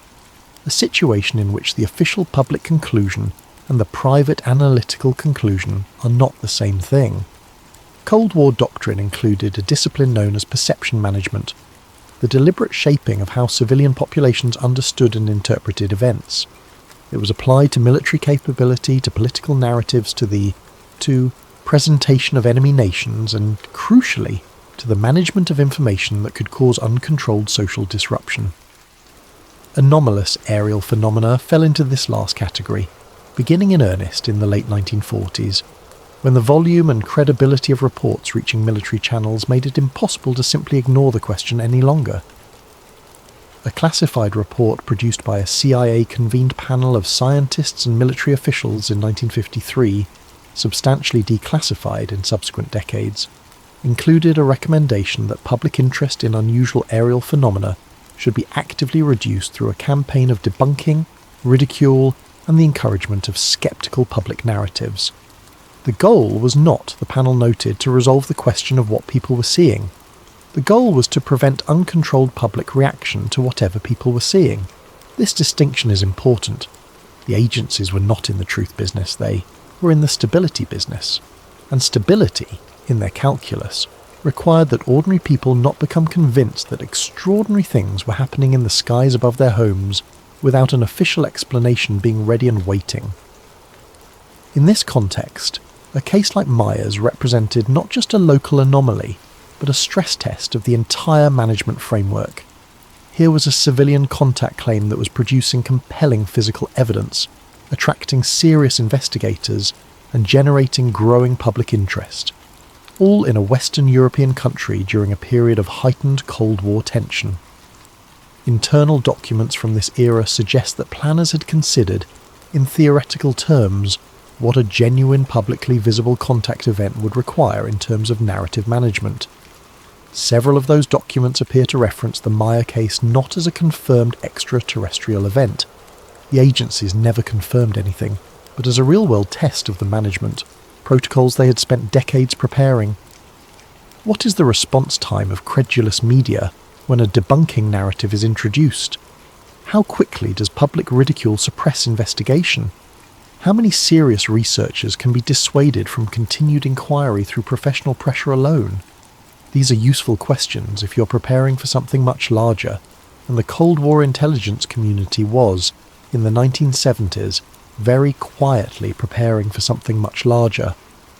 The most concrete evidence of external intelligence presence in the Hinwil region during the contact years comes not from declassified documents, which remain, for the most part, heavily redacted, but from the memories of people who lived there. Memory is, of course, an imperfect instrument. It distorts under time and expectation. It fills gaps with inference. These are standard objections to witness testimony, and they are legitimate, but they apply less forcefully when multiple, independent witnesses interviewed separately, decades apart, and without knowledge of one another's accounts, describe the same anomalous events in consistent detail. Among the residents of Hinwil and its surrounding communities, who were interviewed by various researchers between the 1980s and 2000s, a pattern emerges with striking regularity: unmarked helicopters. This detail appears in at least 7 separate witness accounts from the late 1970s, not military-marked helicopters, which would have been explainable and noticed for different reasons. Unmarked, dark-painted, flying low, at times and in patterns inconsistent with agricultural or emergency services operation, equipment on the hills. Multiple witnesses describe, independently, having noticed what appeared to be electronic or optical equipment, positioned on elevated ground with clear sight lines to the flat fields, where Meier's contact events were most frequently documented. Antenna, structures, mounted optics. One retired farmer described what he could only call boxes with small dishes, set up overnight and gone again within days, foreign observers. At least 4 separate accounts describe individuals who are clearly not local, speaking languages that witnesses identified variously as English, French, and an unidentified Eastern European language, moving through the region during the peak contact years. These individuals, when approached by locals, offered vague cover stories: birdwatchers, surveyors, research students. None of their institutional affiliations were verifiable by the people who asked about them. Switzerland's geopolitical neutrality made it, from a multinational intelligence operation perspective, nearly ideal. No single nation had jurisdiction. The oversight frameworks that would have applied to similar operations on treaty member territory did not apply in the same way. And the Swiss domestic security apparatus, while professional and capable, had no particular mandate to scrutinise the activities of foreign observers conducting apparent civilian research. The region around Hinwil was, in the late 1970s, a quiet space in a geopolitically advantageous location where multiple external agencies could observe the same events without being required to share their conclusions with one another or with the host nation. It was, in a specific and careful sense, perfect. Among the physical evidence Meier produced during the contact years, the audio recordings occupy a particular place of interest because they have, over 4 decades of analysis, consistently resisted dismissal in a way that even some of his critics have privately acknowledged. Beginning in 1975, Meier claimed to have made audio recordings of the craft associated with his contact events. These recordings were made on a standard consumer-grade portable cassette recorder, the technology most Swiss households would have used in that era for ordinary purposes like recording music or family conversations. The recordings were analysed initially in the late 1970s by a small number of independent audio engineers, some of whom had backgrounds in aerospace acoustics and military sonar. Their findings were cautious but consistent. The recordings contained frequencies and modulation patterns that did not match any known civilian or commercial aircraft of the period. The sounds were not helicopter rotor wash, not propeller aircraft, not jet engine output. They occupied frequency ranges that were, at the time of analysis, not associated with any documented propulsion technology in the public record. This finding was noted and then largely set aside, as the debunking campaign successfully shifted public focus away from evidence examination and toward the more photogenic question of whether small models could be suspended on fishing line. But the audio recordings continued to be analysed, quietly, by individuals working outside the mainstream research context, engineers and acousticians who encountered the recordings as technical curiosities rather than ideologically loaded evidence. In the 2000s, a former aerospace engineer who had spent decades working on advanced propulsion system acoustics reviewed the Meier audio recordings. His analysis, shared in an independent technical forum, noted something that he found genuinely puzzling. The frequency modulation characteristics in the recordings bore significant similarity to acoustic signatures associated with experimental electromagnetic propulsion concepts that had only begun to receive serious engineering attention in the 1990s and 2000s. In other words, the sounds on the recordings resembled propulsion technologies that, as far as the public record shows, did not exist as engineering concepts until 15 to 20 years after the recordings were made. The most uncomfortable possible explanation that what Meier recorded was an operational form of technology that humanity, in the conventional public sense, had not yet developed, is the one that no mainstream outlet has ever discussed. It remains sitting in the technical literature like a quiet, unanswered question. In the late autumn of 1978, something changed in the Meier contact record, abruptly, without a gradual tapering, without a period of reduced frequency that might suggest natural end of interest. The large-scale, publicly documented sightings around Hinwil simply stopped. Meier's explanation, as recorded in the contact notes, was that the extraterrestrial individual known as Semyase had sustained an injury during an unspecified encounter and had been withdrawn from active contact. He expressed distress at this in his writings, not the clinical distress of a man managing a public narrative, but the personal distress of someone who had lost access to something he considered genuinely important to his life. The external record around this same period is suggestive in ways that do not resolve cleanly in either direction.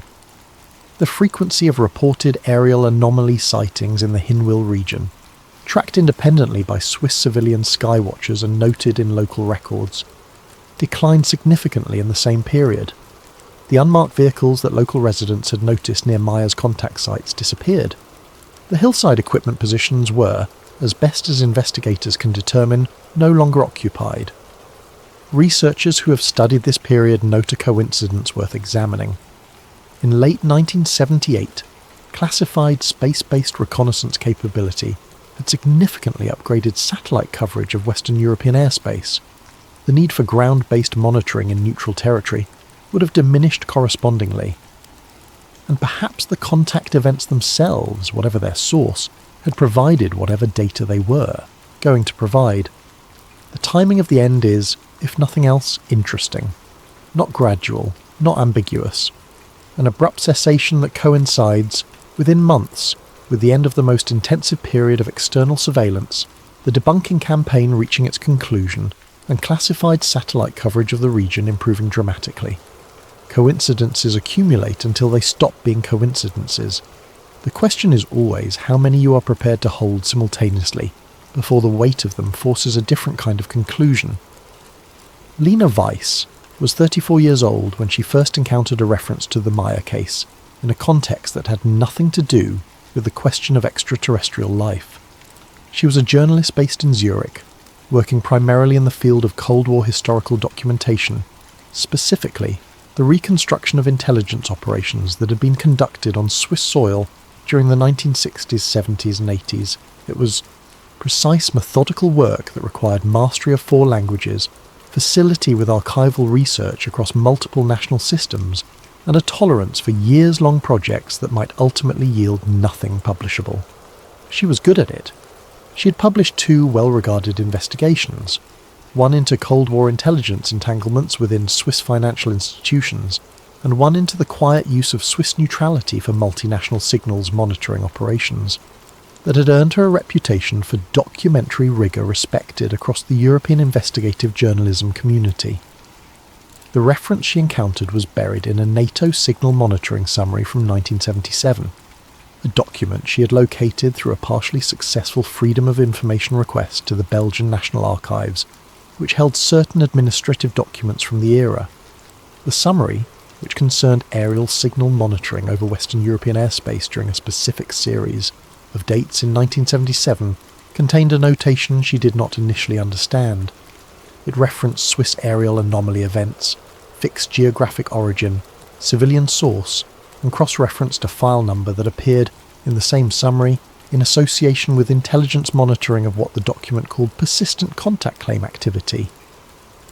She spent 3 days tracing the cross-reference before concluding that it almost certainly related to the documented Meier case, which she knew only vaguely from its cultural afterlife as a dismissed story. Most journalists would have set the notation aside at that point. It was a tangent from her main research thread, associated with a topic that carries sufficient social ridicule to damage professional reputations even when treated with careful rigour. The rational calculus argued strongly for moving on. Lena Sayers was not good at moving on from things that did not add up. She travelled to Hinwil on a grey February morning, almost, exactly, 48 years after the morning Billy Meier had driven his moped out to that field in 1975.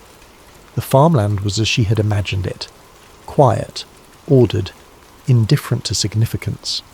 The hills where the witnesses had described observation equipment were wooded now, grown over with the unhurried persistence of vegetation reclaiming ground that human attention had briefly occupied and then abandoned. The original contact sites were identifiable only through Meier's own documentation. Nothing in the landscape itself marked them as extraordinary. She found the witnesses reluctant to speak. Some of the early investigators she attempted to contact were unwilling to revisit the topic. The reluctance was not hostile. It was the specific reluctance of people who had, at some point in the past, been burned for their willingness to engage with a subject that the broader culture had designated as socially hazardous. They had learned their lesson. They had moved on. They did not want to unlearn it. The investigation that Weiss conducted over the following 18 months was, in its methodology, entirely consistent with her previous work. She treated the Meier case not as an inquiry into extraterrestrial life, but as a Cold War intelligence history. A case of monitoring, management and information control applied to a civilian individual whose activities had attracted institutional attention. This framing allowed her to approach the evidence without the ideological loading that typically distorts both believers and debunkers when they engage with this subject. She was not interested in whether Meier had really photographed alien spacecraft. She was interested in what the intelligence record showed about who had been watching him, why, and what they had concluded. The pattern she eventually mapped was more complex than she had initially anticipated. She obtained, through a combination of Freedom of Information requests and archival research across 5 national archives, a partial but coherent picture of the external monitoring operation around Hinwil. The monitoring was not conducted by a single agency. It was, she concluded, a loose collaboration between at least 3 Western intelligence entities, coordinating through informal channels rather than formal treaty structures, precisely because the informal arrangement allowed each participant to maintain plausible deniability about the nature and conclusions of the operation. She then compared the timeline of documented Meier sightings against the timeline of classified aerospace development programs that have been partially declassified in the decades since. The overlap she found was not simple or clean. It never is in genuine archival research, but it was significant. Several of the peak periods of Meier's documented contact events corresponded to known periods of intensive classified aerospace testing in Western Europe. programs involving experimental propulsion concepts, atmospheric research platforms, and early satellite positioning system tests that required specific geographic triangulation from ground points. She was careful not to overstate this. Correlation is not causation. Overlap in timeline does not prove relationship. But it raised a hypothesis she found genuinely uncomfortable, that at least some of what Meier was documenting and what the intelligence community was monitoring was classified human technology being tested in the Swiss airspace corridor, alongside whatever else might or might not have been occurring. This meant, if her hypothesis was correct, that the agencies monitoring the situation had an additional reason for aggressive narrative management beyond the standard protocols. They needed to prevent civilian investigators from cataloguing classified aerospace assets that happened to be operating in the same airspace where Meier's alleged contacts were taking place. The cover story of a dismissed hoax served two purposes simultaneously. It discredited the civilian witness, and it obscured whatever else was in the air. Among the documents Weiss eventually located was an internal communication, origin agency still classified, dated 1979, that laid out, in terms more explicit than anything previously available in the public record, the principle underlying the narrative management approach applied to cases like Meier's. The document is partially redacted. What remains visible includes a passage that, translated from the original bureaucratic language, states approximately the following. The most effective mechanism for preventing sustained civilian investigation of sensitive aerial phenomena is not denial, which invites further inquiry, but ridicule. Ridicule activates social enforcement mechanisms independent of official action. Once a subject is publicly associated with irrationality, credible investigators self-select out of engagement. Institutional funding becomes unavailable, and peer pressure among journalists and academics sustains the dismissal without requiring further resource expenditure from managing entities. Read that again slowly. The most effective mechanism is not denial, it is ridicule. Because ridicule activates social enforcement mechanisms independent of official action. This is not speculation. This is a documented institutional principle, found in a partially declassified government document, describing the deliberate use of social dynamics to suppress investigation without requiring direct governmental involvement. The agencies did not need to threaten journalists. They did not need to confiscate evidence. They did not need to silence witnesses through legal action. All they needed to do was ensure that the initial public narrative frame was ridicule, and then human social psychology did the rest, automatically, sustainably, essentially for free. Weiss recognised this pattern from her previous work. She had seen it apply to the Swiss banking investigations, the initial dismissal of investigators as conspiracy theorists, the social pressure on journalists who pursued the story, the eventual official acknowledgement that came only after the institutions involved had had sufficient time to manage the damage. The mechanism was identical. The scale was different. The subject was different. The mechanism was identical. Billy Meier had not been defeated by evidence. He had been defeated by a social technology that was, by 1979, well developed, institutionally understood, and deliberately applied. The question of what actually happened in those Swiss fields remained, as it had always remained, unanswered. The deepest layer of the archival evidence Weiss uncovered is also, appropriately, the most ambiguous. It comes from a single, partially declassified briefing document, its origin agency designated only by a two-letter code that does not correspond to any publicly known agency designation, dated 1981. The document appears to be a summary briefing, prepared for a senior official, of conclusions reached after 5 or more years of monitoring the Meier case. It is written in the careful conditional language of institutional analysis.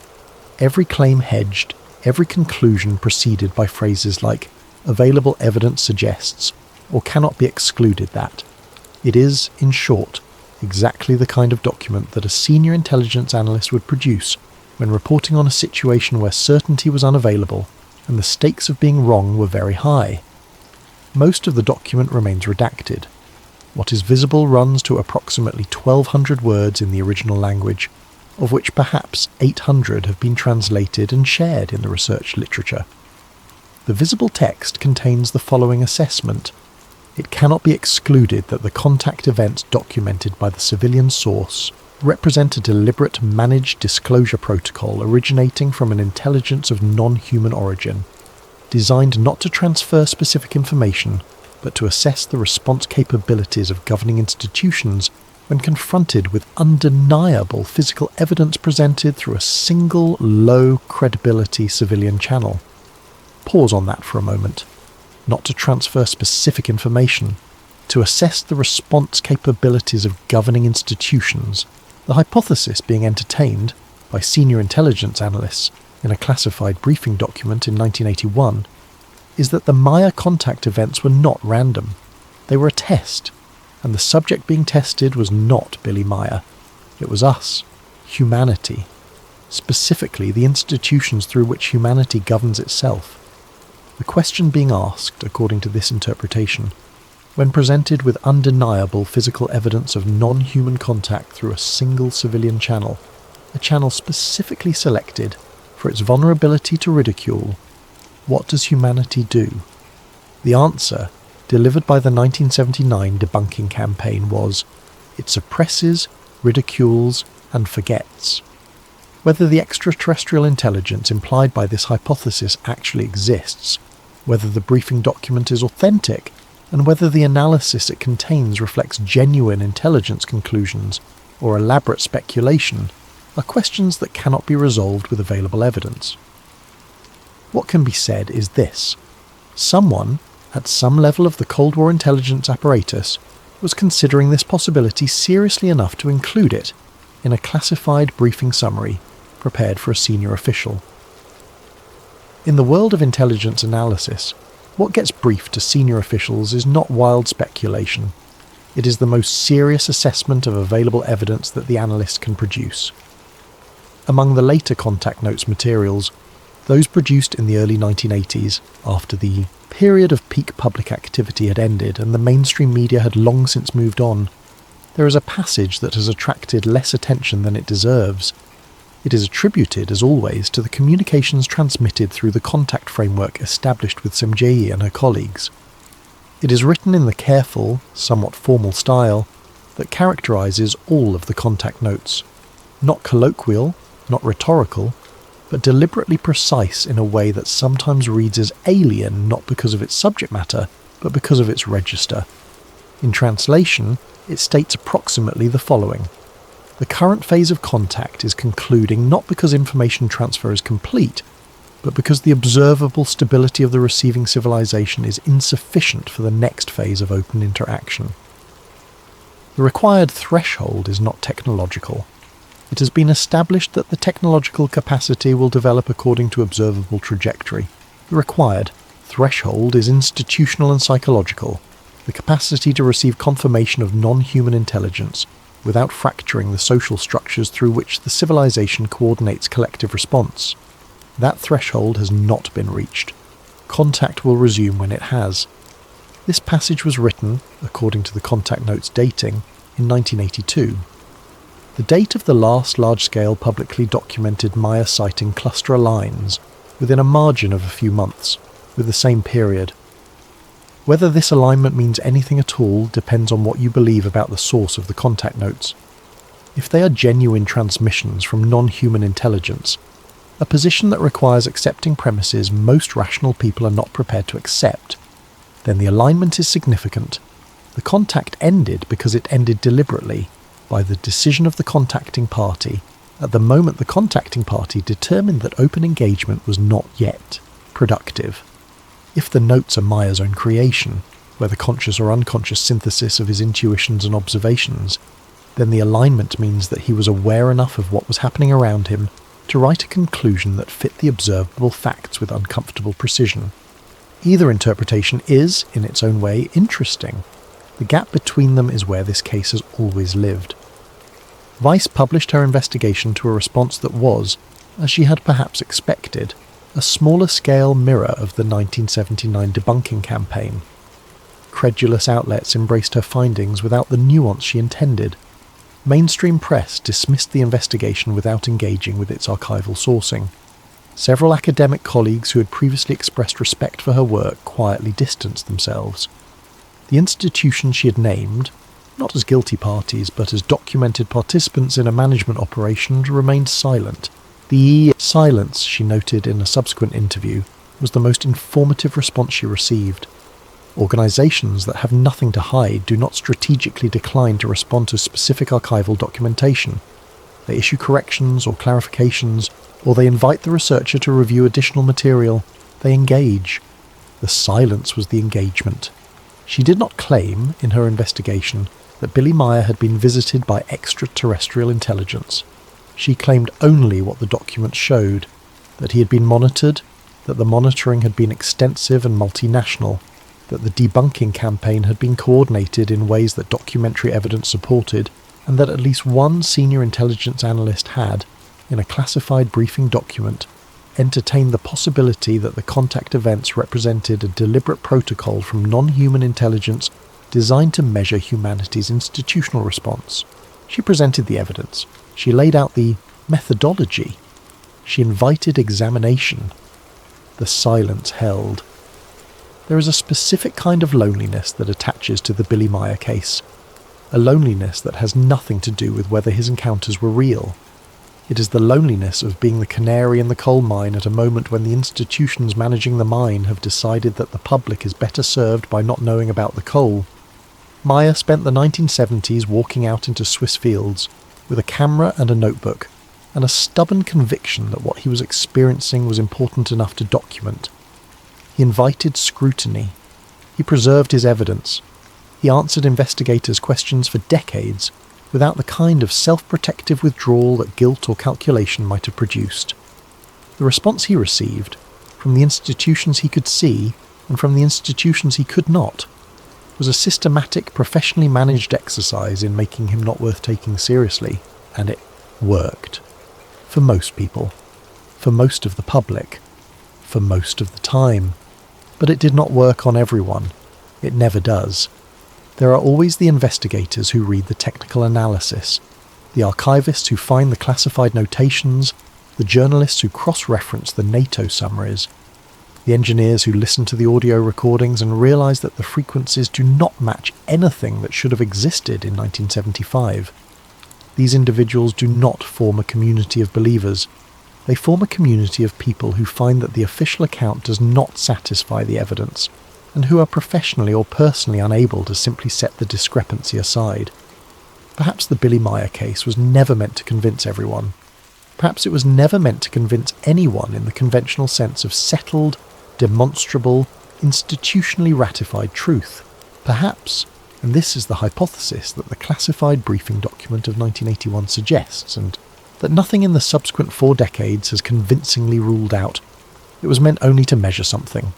To measure how humanity responds when the impossible appears in plain sight, in broad daylight, photographed with a consumer camera by a one-armed Swiss farmer who had no motive for invention beyond a deep and documented conviction that what he was experiencing was real. The measurement, as far as the available evidence suggests, was taken. The result was recorded, and somewhere in an archive that has not yet been declassified, in a briefing document that has not yet been released, there may be a conclusion about us, about our readiness, about what happens next, that is waiting for a civilization stable enough to hear it.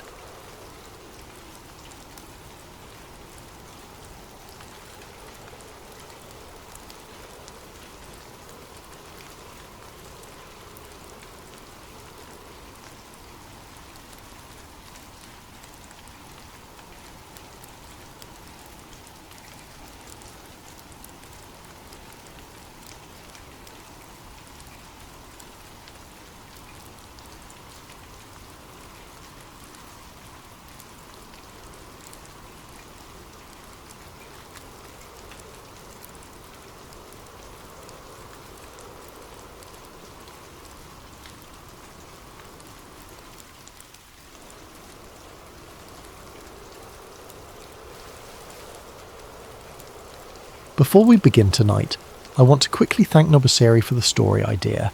If you have any ideas, make sure to comment them below. And also let us know where in the world you are listening from and what time it is there.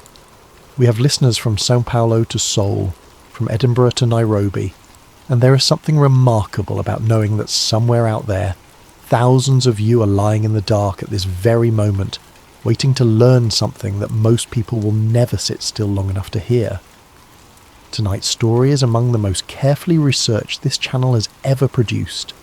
It involves a real document, a real agency, real redactions, and a theory so quietly alarming that the men who classified it did not do so because they thought it was wrong.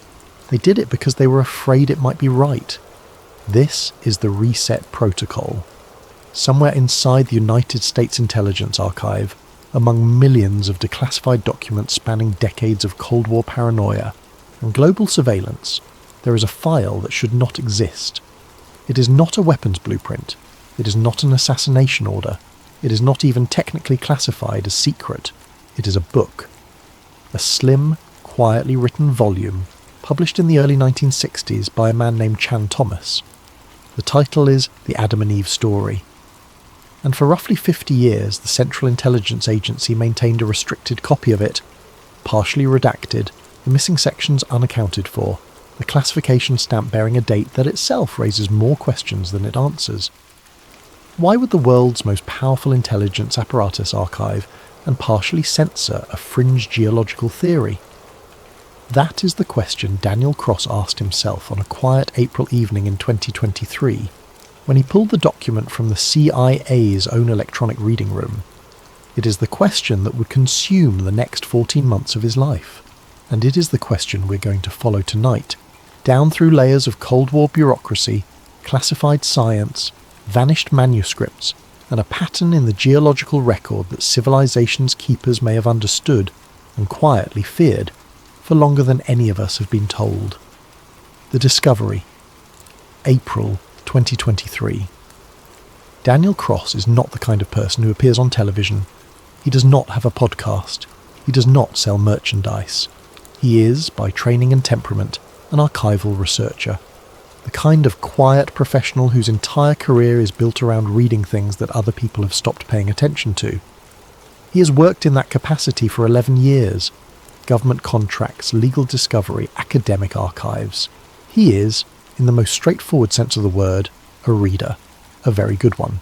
On the evening of April 17th, 2023, Cross is logged into the CIA's CREST database, the Civilian Records Electronic Storage Tool, a publicly accessible portal containing millions of pages of declassified intelligence documents. He is, at this moment, searching for something unrelated. Background material for a client. A routine search. He types in a keyword. He does not later remember exactly what the keyword was. What he remembers is the result. A document appears in the search results with a title he does not recognise. The Adam and Eve Story. Author listed as Chan Thomas. Date of publication, 1965. And below that, a detail that stops his eyes cold. Declassification date, June 2013. Not the date of original classification, that field is absent. Not the reason for classification, that field is absent too. Just the date it was finally let go. Partially. Cross downloads the document. He reads the first 30 pages in under an hour. He is not a geologist. He is not a physicist. But he has spent over a decade reading classified and formally classified documents, and he knows, with the specific intuition of someone who has handled a great many of them, when a file has been managed, shaped, trimmed around its edges. The table of contents lists 7 chapters. The document contains 4. 3 chapters are simply missing, referenced in the table, titled, and gone. The titles of the missing sections are, he will later note in his personal research log, what first convinced him this was worth pursuing seriously. Not because they are dramatic, because they are specific. The mechanism of crust displacement, government survival requirements, future event modelling. Those are not the chapter titles of a fringe theorist. Those are the chapter titles of someone who believed they were writing a technical report, someone who expected it to be read and acted upon by people with the authority to act. The author, Nobody Talks About Chan Thomas, is not a name that appears in standard scientific histories. He is not cited in geology textbooks. He did not receive academic honours. He did not publish in peer-reviewed journals. By every conventional measure of intellectual legitimacy, he does not exist. But Cross begins to pull at the thread. Chan Thomas was, by professional training, an electrical engineer. His background included work in electromagnetic systems, the kind of applied physics that sits at the intersection of theoretical modelling and practical hardware. During the 1950s and early 1960s, this placed him adjacent to a world that was, at the time, among the most classified on Earth, the burgeoning apparatus of American defence research. Cross finds no direct evidence that Thomas held a security clearance. He finds no personnel records. What he finds instead is a pattern of proximity, conference listings, obscure academic correspondence, citations in the footnotes of other documents, that places Thomas within the orbit of military research circles without ever officially placing him inside them. He is, in every formal sense, a civilian. But he is a civilian who appears to have known things. The Adam and Eve story was published in 1965 through a small press. It sold modestly. It was reviewed occasionally, almost always dismissively, by the scientific establishment. And then, with a speed that Cross finds unusual for even unpopular ideas, it simply stopped. No follow-up publications, no speaking engagements, no academic responses beyond the initial dismissals, no indication of what Thomas was working on next, or why he stopped being publicly visible with a suddenness that Cross, in his research log, describes as the kind of silence that does not happen by accident. Thomas disappears from the public record of scientific discussion with a completeness that is, Cross notes, almost professionally managed. The missing chapters, Cross spends the better part of 3 weeks attempting to locate the missing sections of the Adam and Eve story through every legitimate archival channel available to him. University library systems, National Archive searches, interlibrary loan networks, small press records, the Library of Congress. Nothing.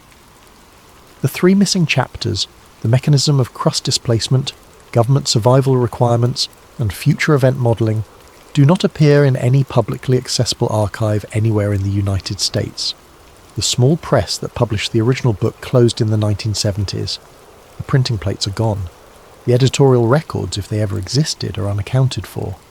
What Cross finds instead are references, citations in other works, fringe works, mostly, the kind that academic libraries file under alternative theory, and that tend to accumulate dust, that refer to claims Thomas allegedly made in sections not present in any edition Cross can locate.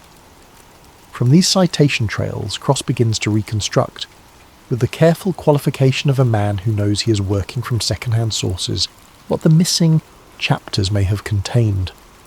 The picture that emerges is not of a man spinning mythology.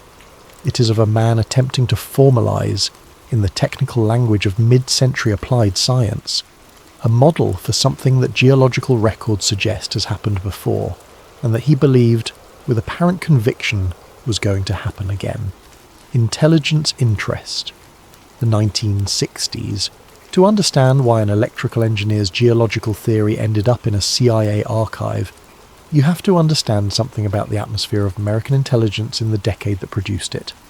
The 1960s were not simply the decade of the space race and civil rights, and the cultural upheavals that history has tended to emphasise. For the men and women who worked within the classified architecture of American national security, they were something else. A decade of profound and systematic fear about the unknown. Nuclear war was the acknowledged threat, but the intelligence community had, by the early 1960s, also developed what internal documents of the era describe as a deep institutional anxiety about threat categories that had not yet been named, non-nuclear existential risks, global disruptions of a scale that conventional strategic planning was not equipped to model, events that did not fit into the logic of geopolitical competition because they were not caused by any competing power. Cross uncovers, through freedom of information requests and existing declassified material, fragments of internal CIA memos from this era that reveal analysts were actively tasked with reviewing unconventional scientific theories, not because they were believed, but because the potential consequences of ignoring them were considered too significant to dismiss without examination.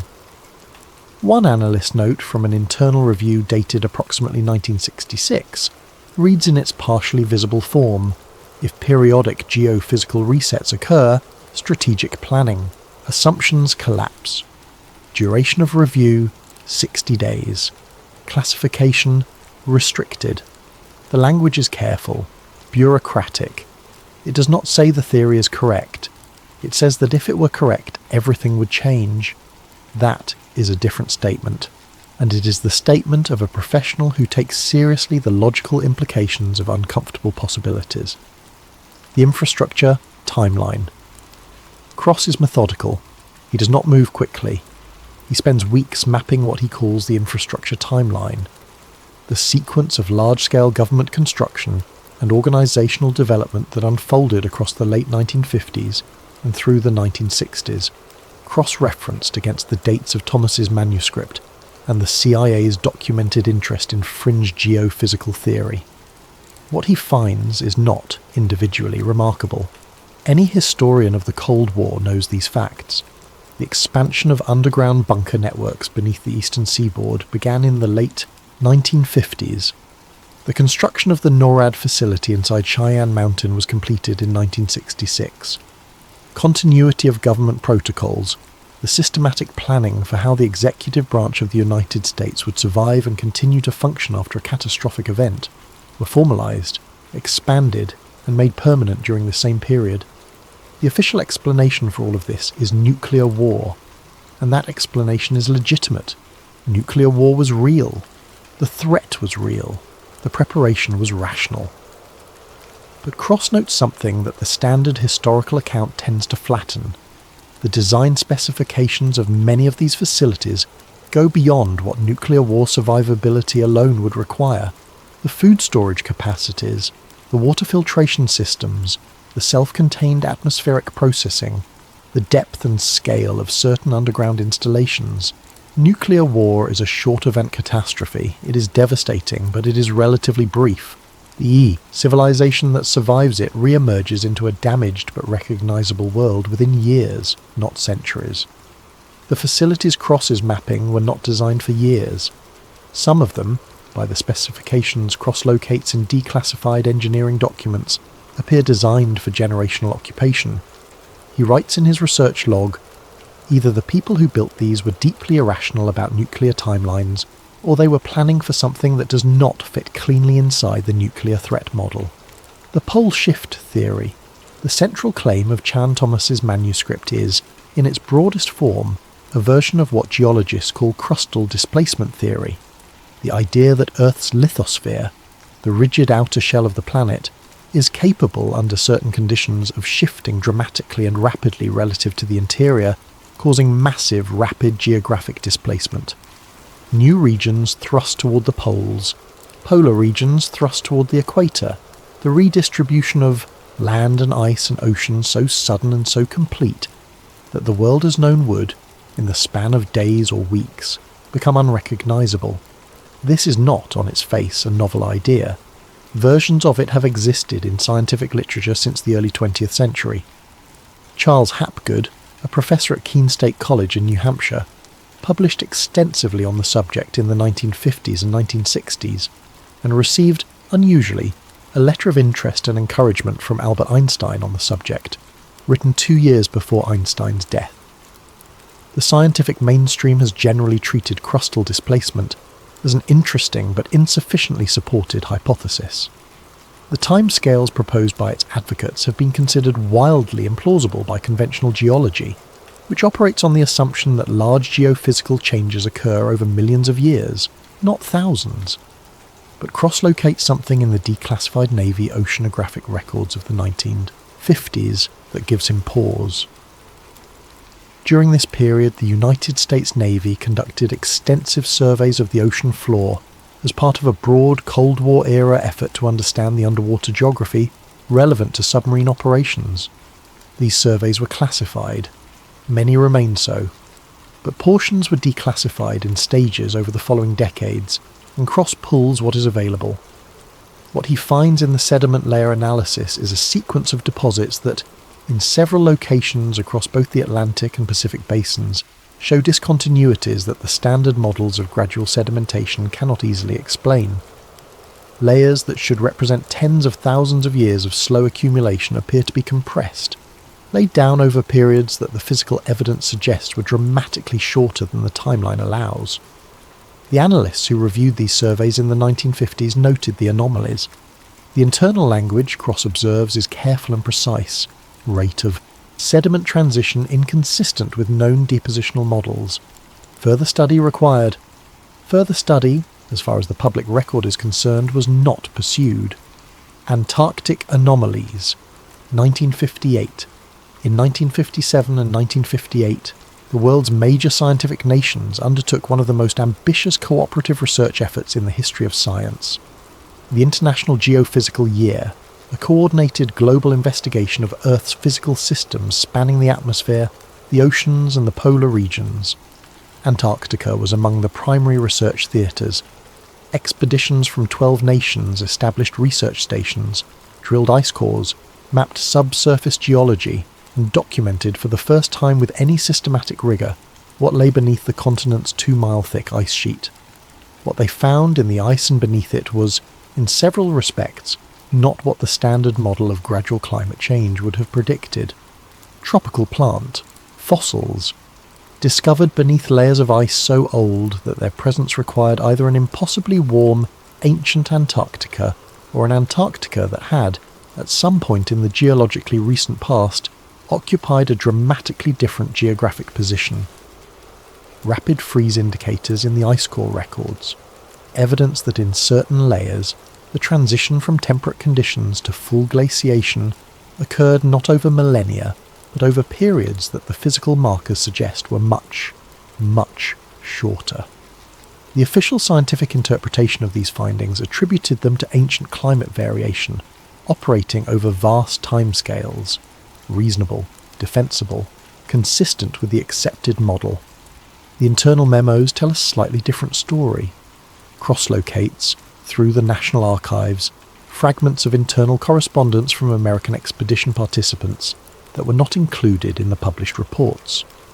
One of them, written by a geophysicist whose name has been redacted, reads in part, "Rate of transition in core samples remains unresolved. Published interpretation represents conservative consensus. Internal team opinion divided. Minority view. Transition occurred in decades, not millennia. Recommend further restricted analysis. The recommended further restricted analysis does not appear in any public record Cross can locate. The minority view was not published. The suppressed model. 14 months into his investigation, Cross receives a phone call from a number he does not recognise. The caller is a retired geophysicist. The caller will not give his name. He will not confirm his institutional affiliation. He will speak only on the condition of complete anonymity, and he will speak only once. Cross records the call. He does not publish the recording. He transcribes it in his research log. The retired scientist tells him that during the early Cold War period, he gives no specific date, but Cross estimates from context that he is speaking of the late 1950s and early 1960s. A small number of classified research programs within the American defense science infrastructure were tasked with modelling scenarios that the public geophysical literature did not address. Among them was a scenario involving cyclical weakening and collapse of Earth's magnetic field. The magnetic field is not merely a navigational convenience, it is the planet's primary shield against solar radiation. Without it, or with it significantly reduced, the surface of the Earth becomes progressively more exposed to energetic solar particles that the atmosphere alone cannot fully deflect. The biological and atmospheric consequences of a sustained magnetic collapse are not, the scientist tells Cross, fully modelled in any published literature, because the published literature has never had cause to model them at the scales the classified programs were examining. In the classified models, the retired scientist says, the sequence ran as follows. Magnetic field weakening begins, solar radiation penetration increases, atmospheric chemistry begins to shift. This creates feedback effects in ocean circulation, precipitation patterns, and ultimately in the mechanical stability of the ice sheets, which are not merely cold water frozen on top of a stable continent, but dynamic systems whose weight and distribution affect the rotational balance of the planet itself. And Chan Thomas's manuscript, the scientist tells Cross, described this sequence, not in the precise technical language of the classified models, but in the conceptual architecture, the mechanism, the cascade. The manuscript mirrored projections that were not public, the retired scientist says. That is what alarmed them. The psychological threat. There is a category of classified information that most people, when they think about government secrecy, do not consider. They think of weapons programs, they think of intelligence sources, they think of diplomatic communications that could cause international incidents if released. But within the classified framework of the American intelligence community, there has always existed a second and more philosophically troubling category. Information classified not because it must be kept from foreign adversaries, but because it cannot be safely given to anyone. Cross discovers this doctrine through a series of declassified internal planning documents from the 1960s that deal not with specific secrets, but with the general theory of secrecy, the question of when and why governments withhold information from their own populations, and what the criteria for such decisions should be. The language of these documents is abstract and careful, but the logic is clear. Certain categories of information, the planning doctrine held, are not dangerous because they would help an enemy. They are dangerous because they would destabilize the domestic population in ways that could not be managed or reversed. The social contract between a government and its people depends on a shared assumption of meaningful continuity, that tomorrow will be broadly like today, that the future is navigable, that individual and collective effort toward goals makes sense. Information that fundamentally undermines this assumption, that suggests the continuity is illusory, that the future is not navigable on the terms civilization has established, is not information that any government is equipped to release. Not because the government does not trust its people, but because no society has ever developed the institutional infrastructure to process and integrate such information without catastrophic social disruption. A classified review, Cross believes he has found fragments have reached a formal conclusion in 1966. Public knowledge of cyclical geophysical extinction events would destabilize civilization more completely and more rapidly than the events themselves, because the events, at least, have a natural timeline. The social disruption caused by widespread awareness of them would begin immediately.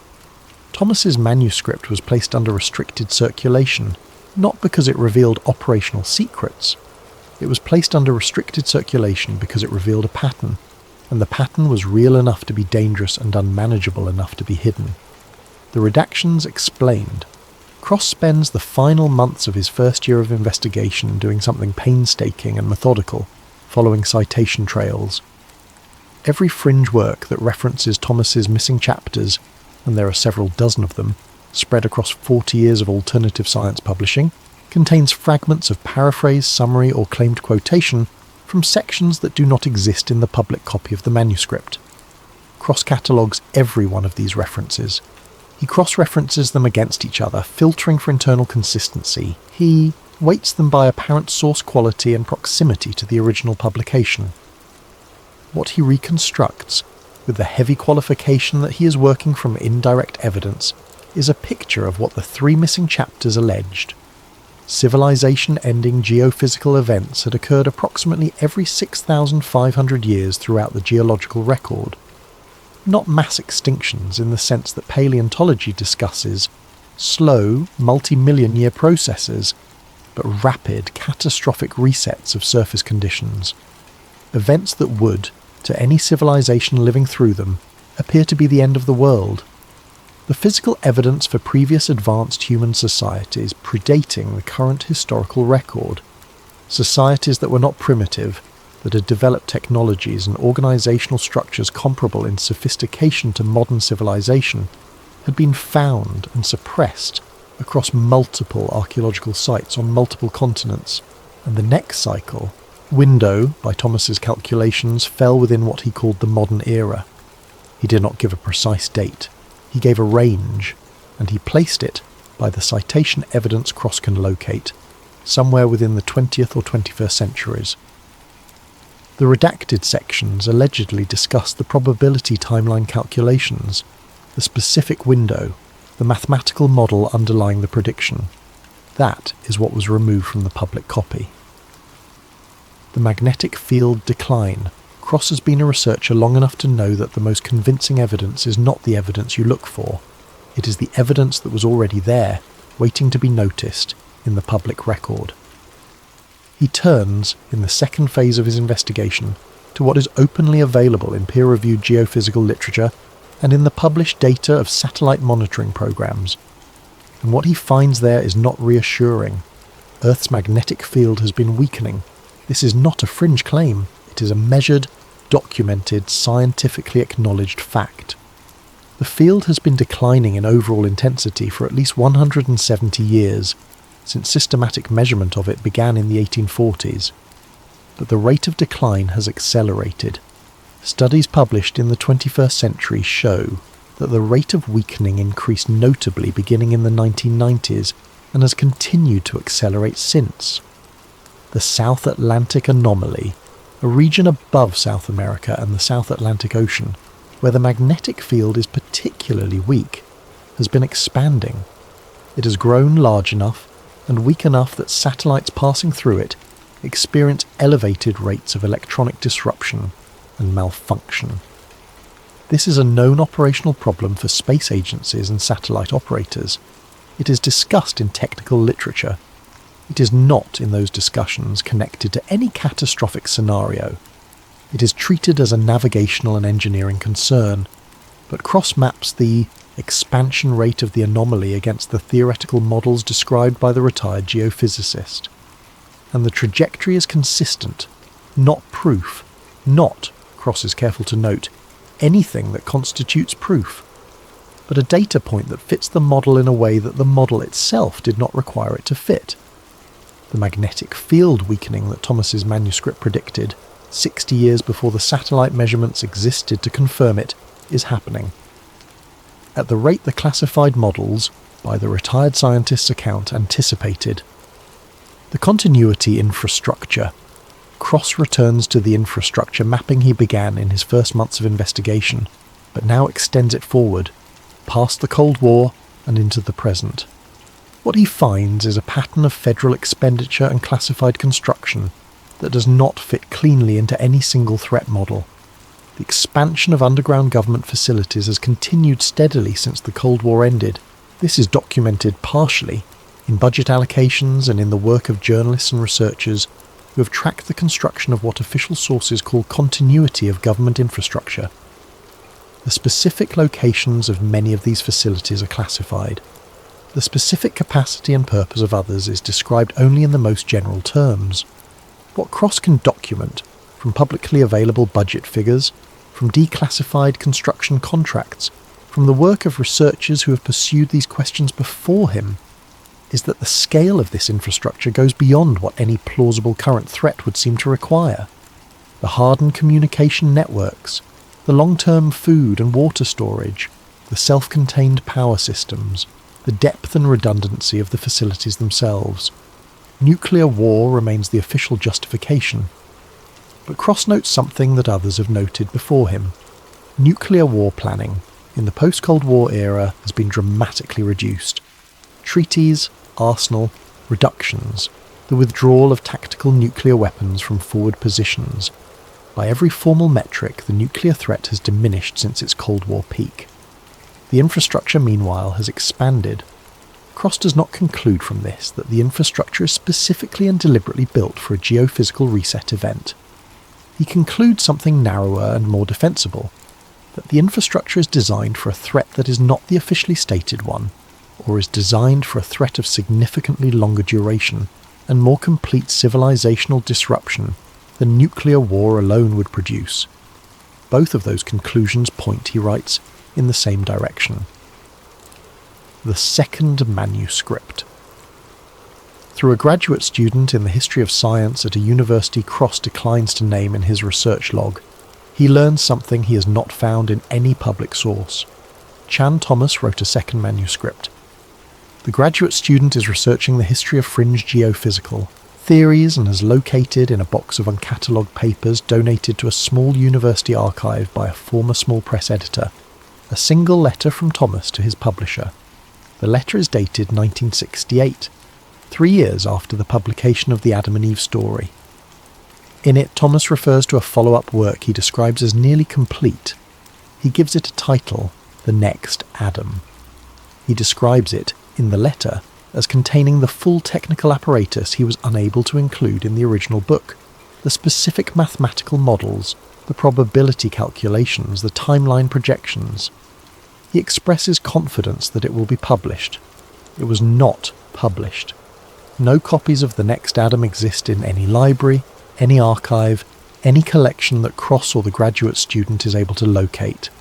The manuscript, if it was ever completed, has vanished as completely as if it had never been written. The publisher's records show no receipt of it. The letter is the only evidence. It existed. Cross adds the title to his research log under a category he has created for the investigation. Things that disappeared when they shouldn't have. The list is longer than he expected it to be. The whistleblower. The contact comes in the form of an encrypted message to an email account Cross uses for research correspondence. The sender's identity is masked. The message is brief. It says, "I know what you are looking for. I know because I was in the room where they named it. You have most of the pieces. You are missing the frame. The frame is this. It was never called an apocalypse. It was called a reset event. There is a difference. An apocalypse implies an end.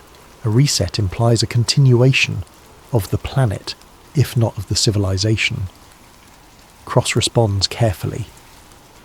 Over the course of 2 weeks, through a series of encrypted exchanges, a fragmentary portrait emerges of the person sending the messages.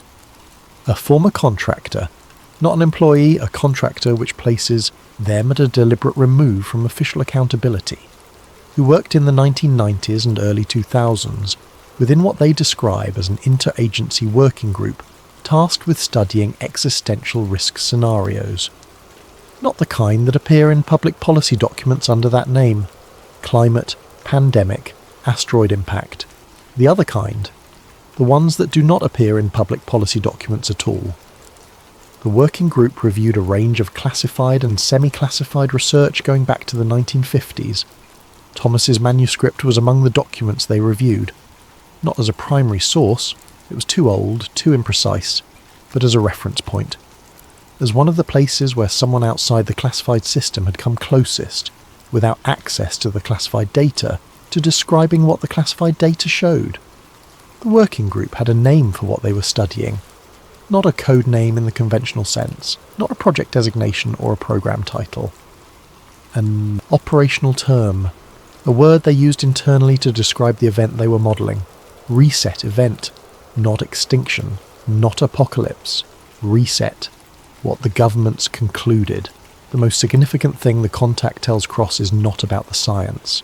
It is about the conclusion. The interagency working group, drawing on decades of classified geophysical research, on the magnetic field modelling, on the sediment anomalies, on the ice core data, on the accumulated evidence that something had happened before, repeatedly and at intervals, reached a formal conclusion.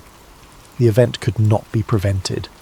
This is the sentence that Cross, reading it in the contact's message, has to read 3 times.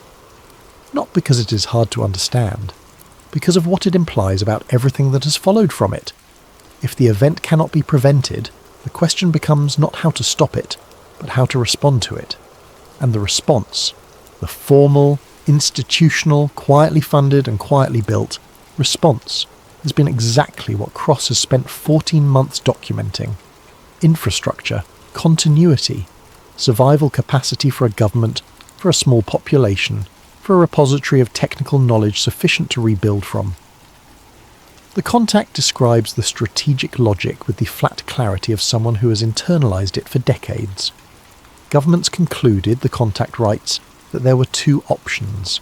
Tell everyone and watch civilization collapse under the weight of the knowledge, economies failing, social structures dissolving, the very infrastructure of survival being destroyed by the panic of the people it was meant to serve. Or tell no one.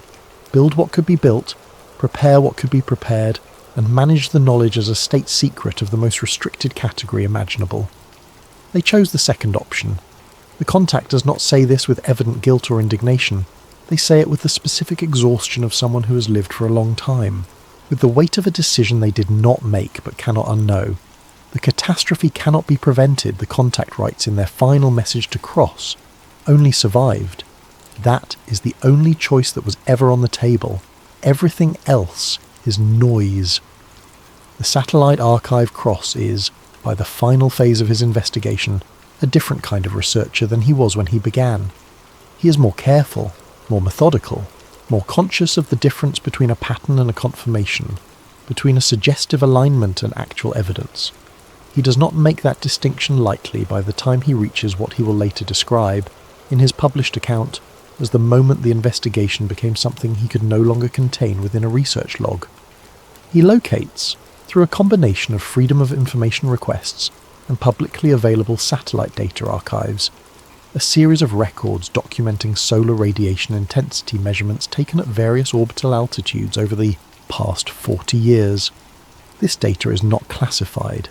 It is not secret. It is in fact available to any researcher who knows where to look for it. What it shows is a pattern of solar energetic particle events, spikes in the radiation reaching Earth's upper atmosphere, that when mapped against historical records going back through ice core proxy data, repeat at intervals. The intervals are not precise. They are not clockwork. The Earth is a physical system, not a mechanical one, and its cycles are subject to the variability of any complex dynamic process. But the pattern is there, and it is roughly consistent, not exactly consistent, not provably consistent, but roughly consistent, with a cycle of several thousand years. Thomas predicted a repeating cycle. The classified models by the retired geophysicist's account confirmed a repeating cycle. The satellite data, in its public form and without any classified context, suggests a repeating cycle. Cross does not claim to have proven anything. He's careful about this.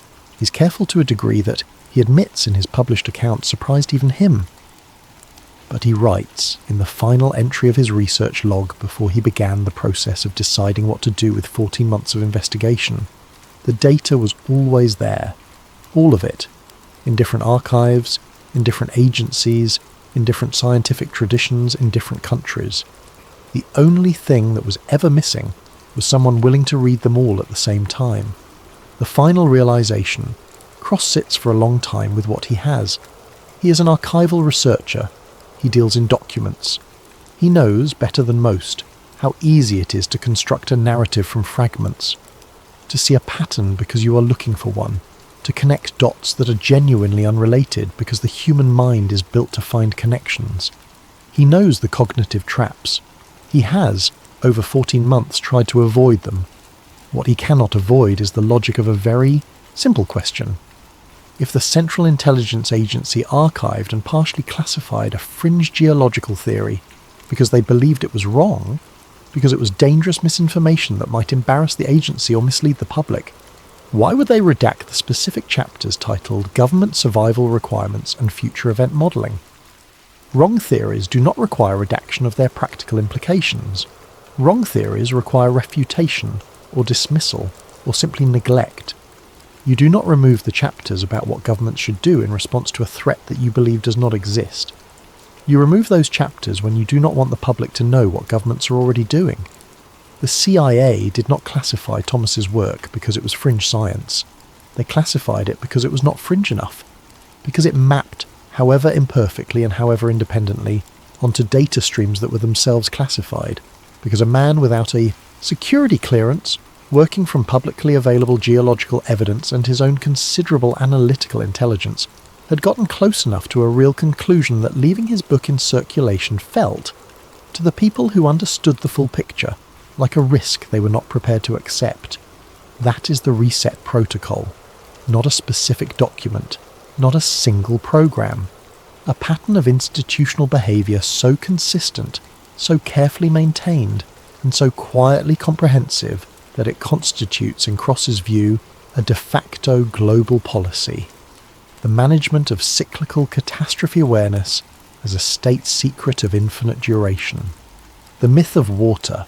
One of the threads Cross follows in the final months of his investigation is what he calls the global flood mythology problem. It is not a problem in the sense of a logical contradiction.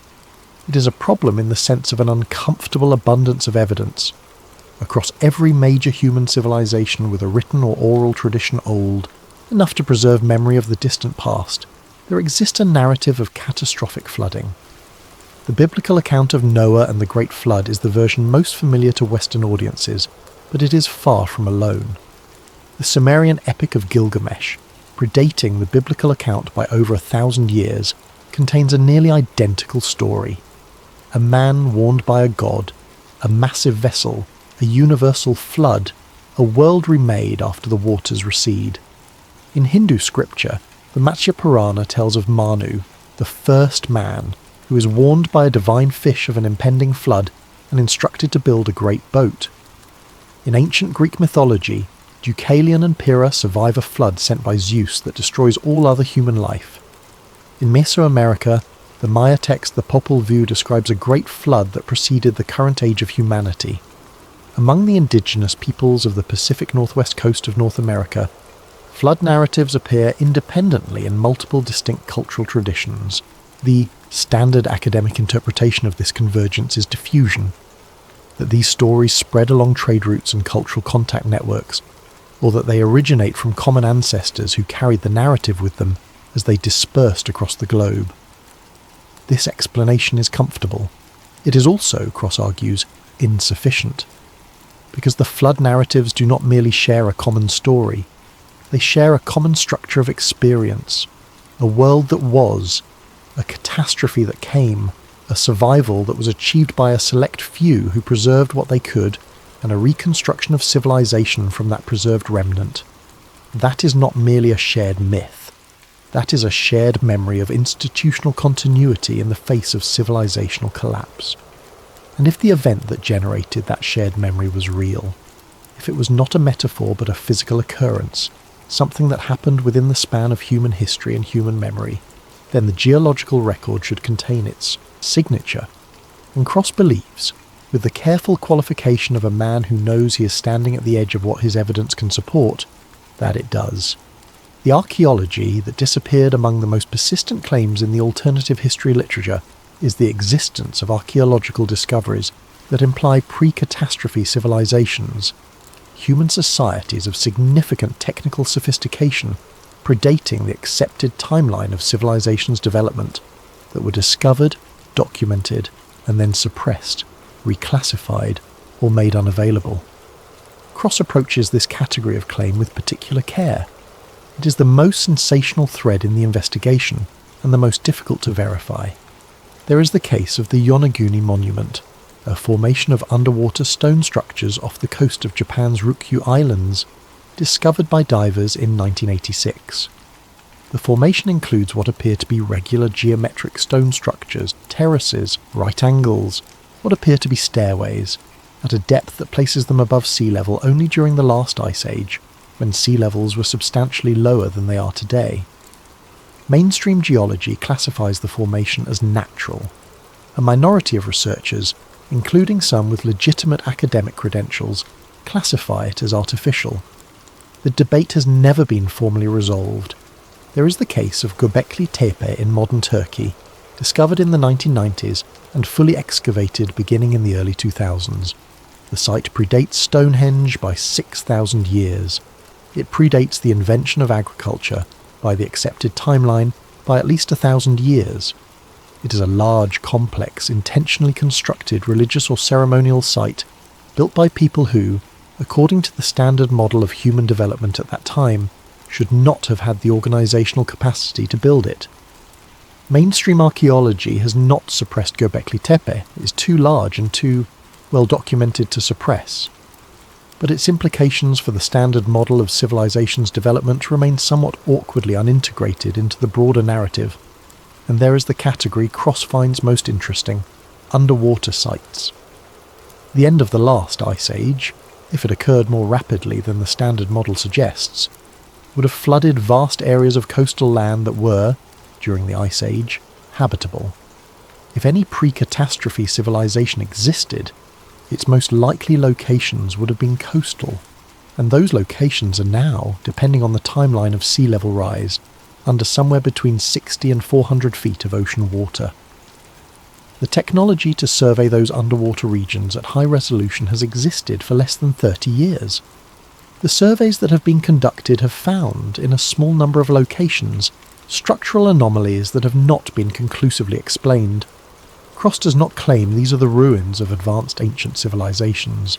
He claims they have not been adequately investigated, and he notes that the funding for underwater archaeological investigation of sites at those depths is, compared to the potential significance of the question, remarkably limited. The quiet models, the final thread Cross pursues, is one he is most reluctant to include, not because he finds it unconvincing, but because he knows it is the most difficult to document.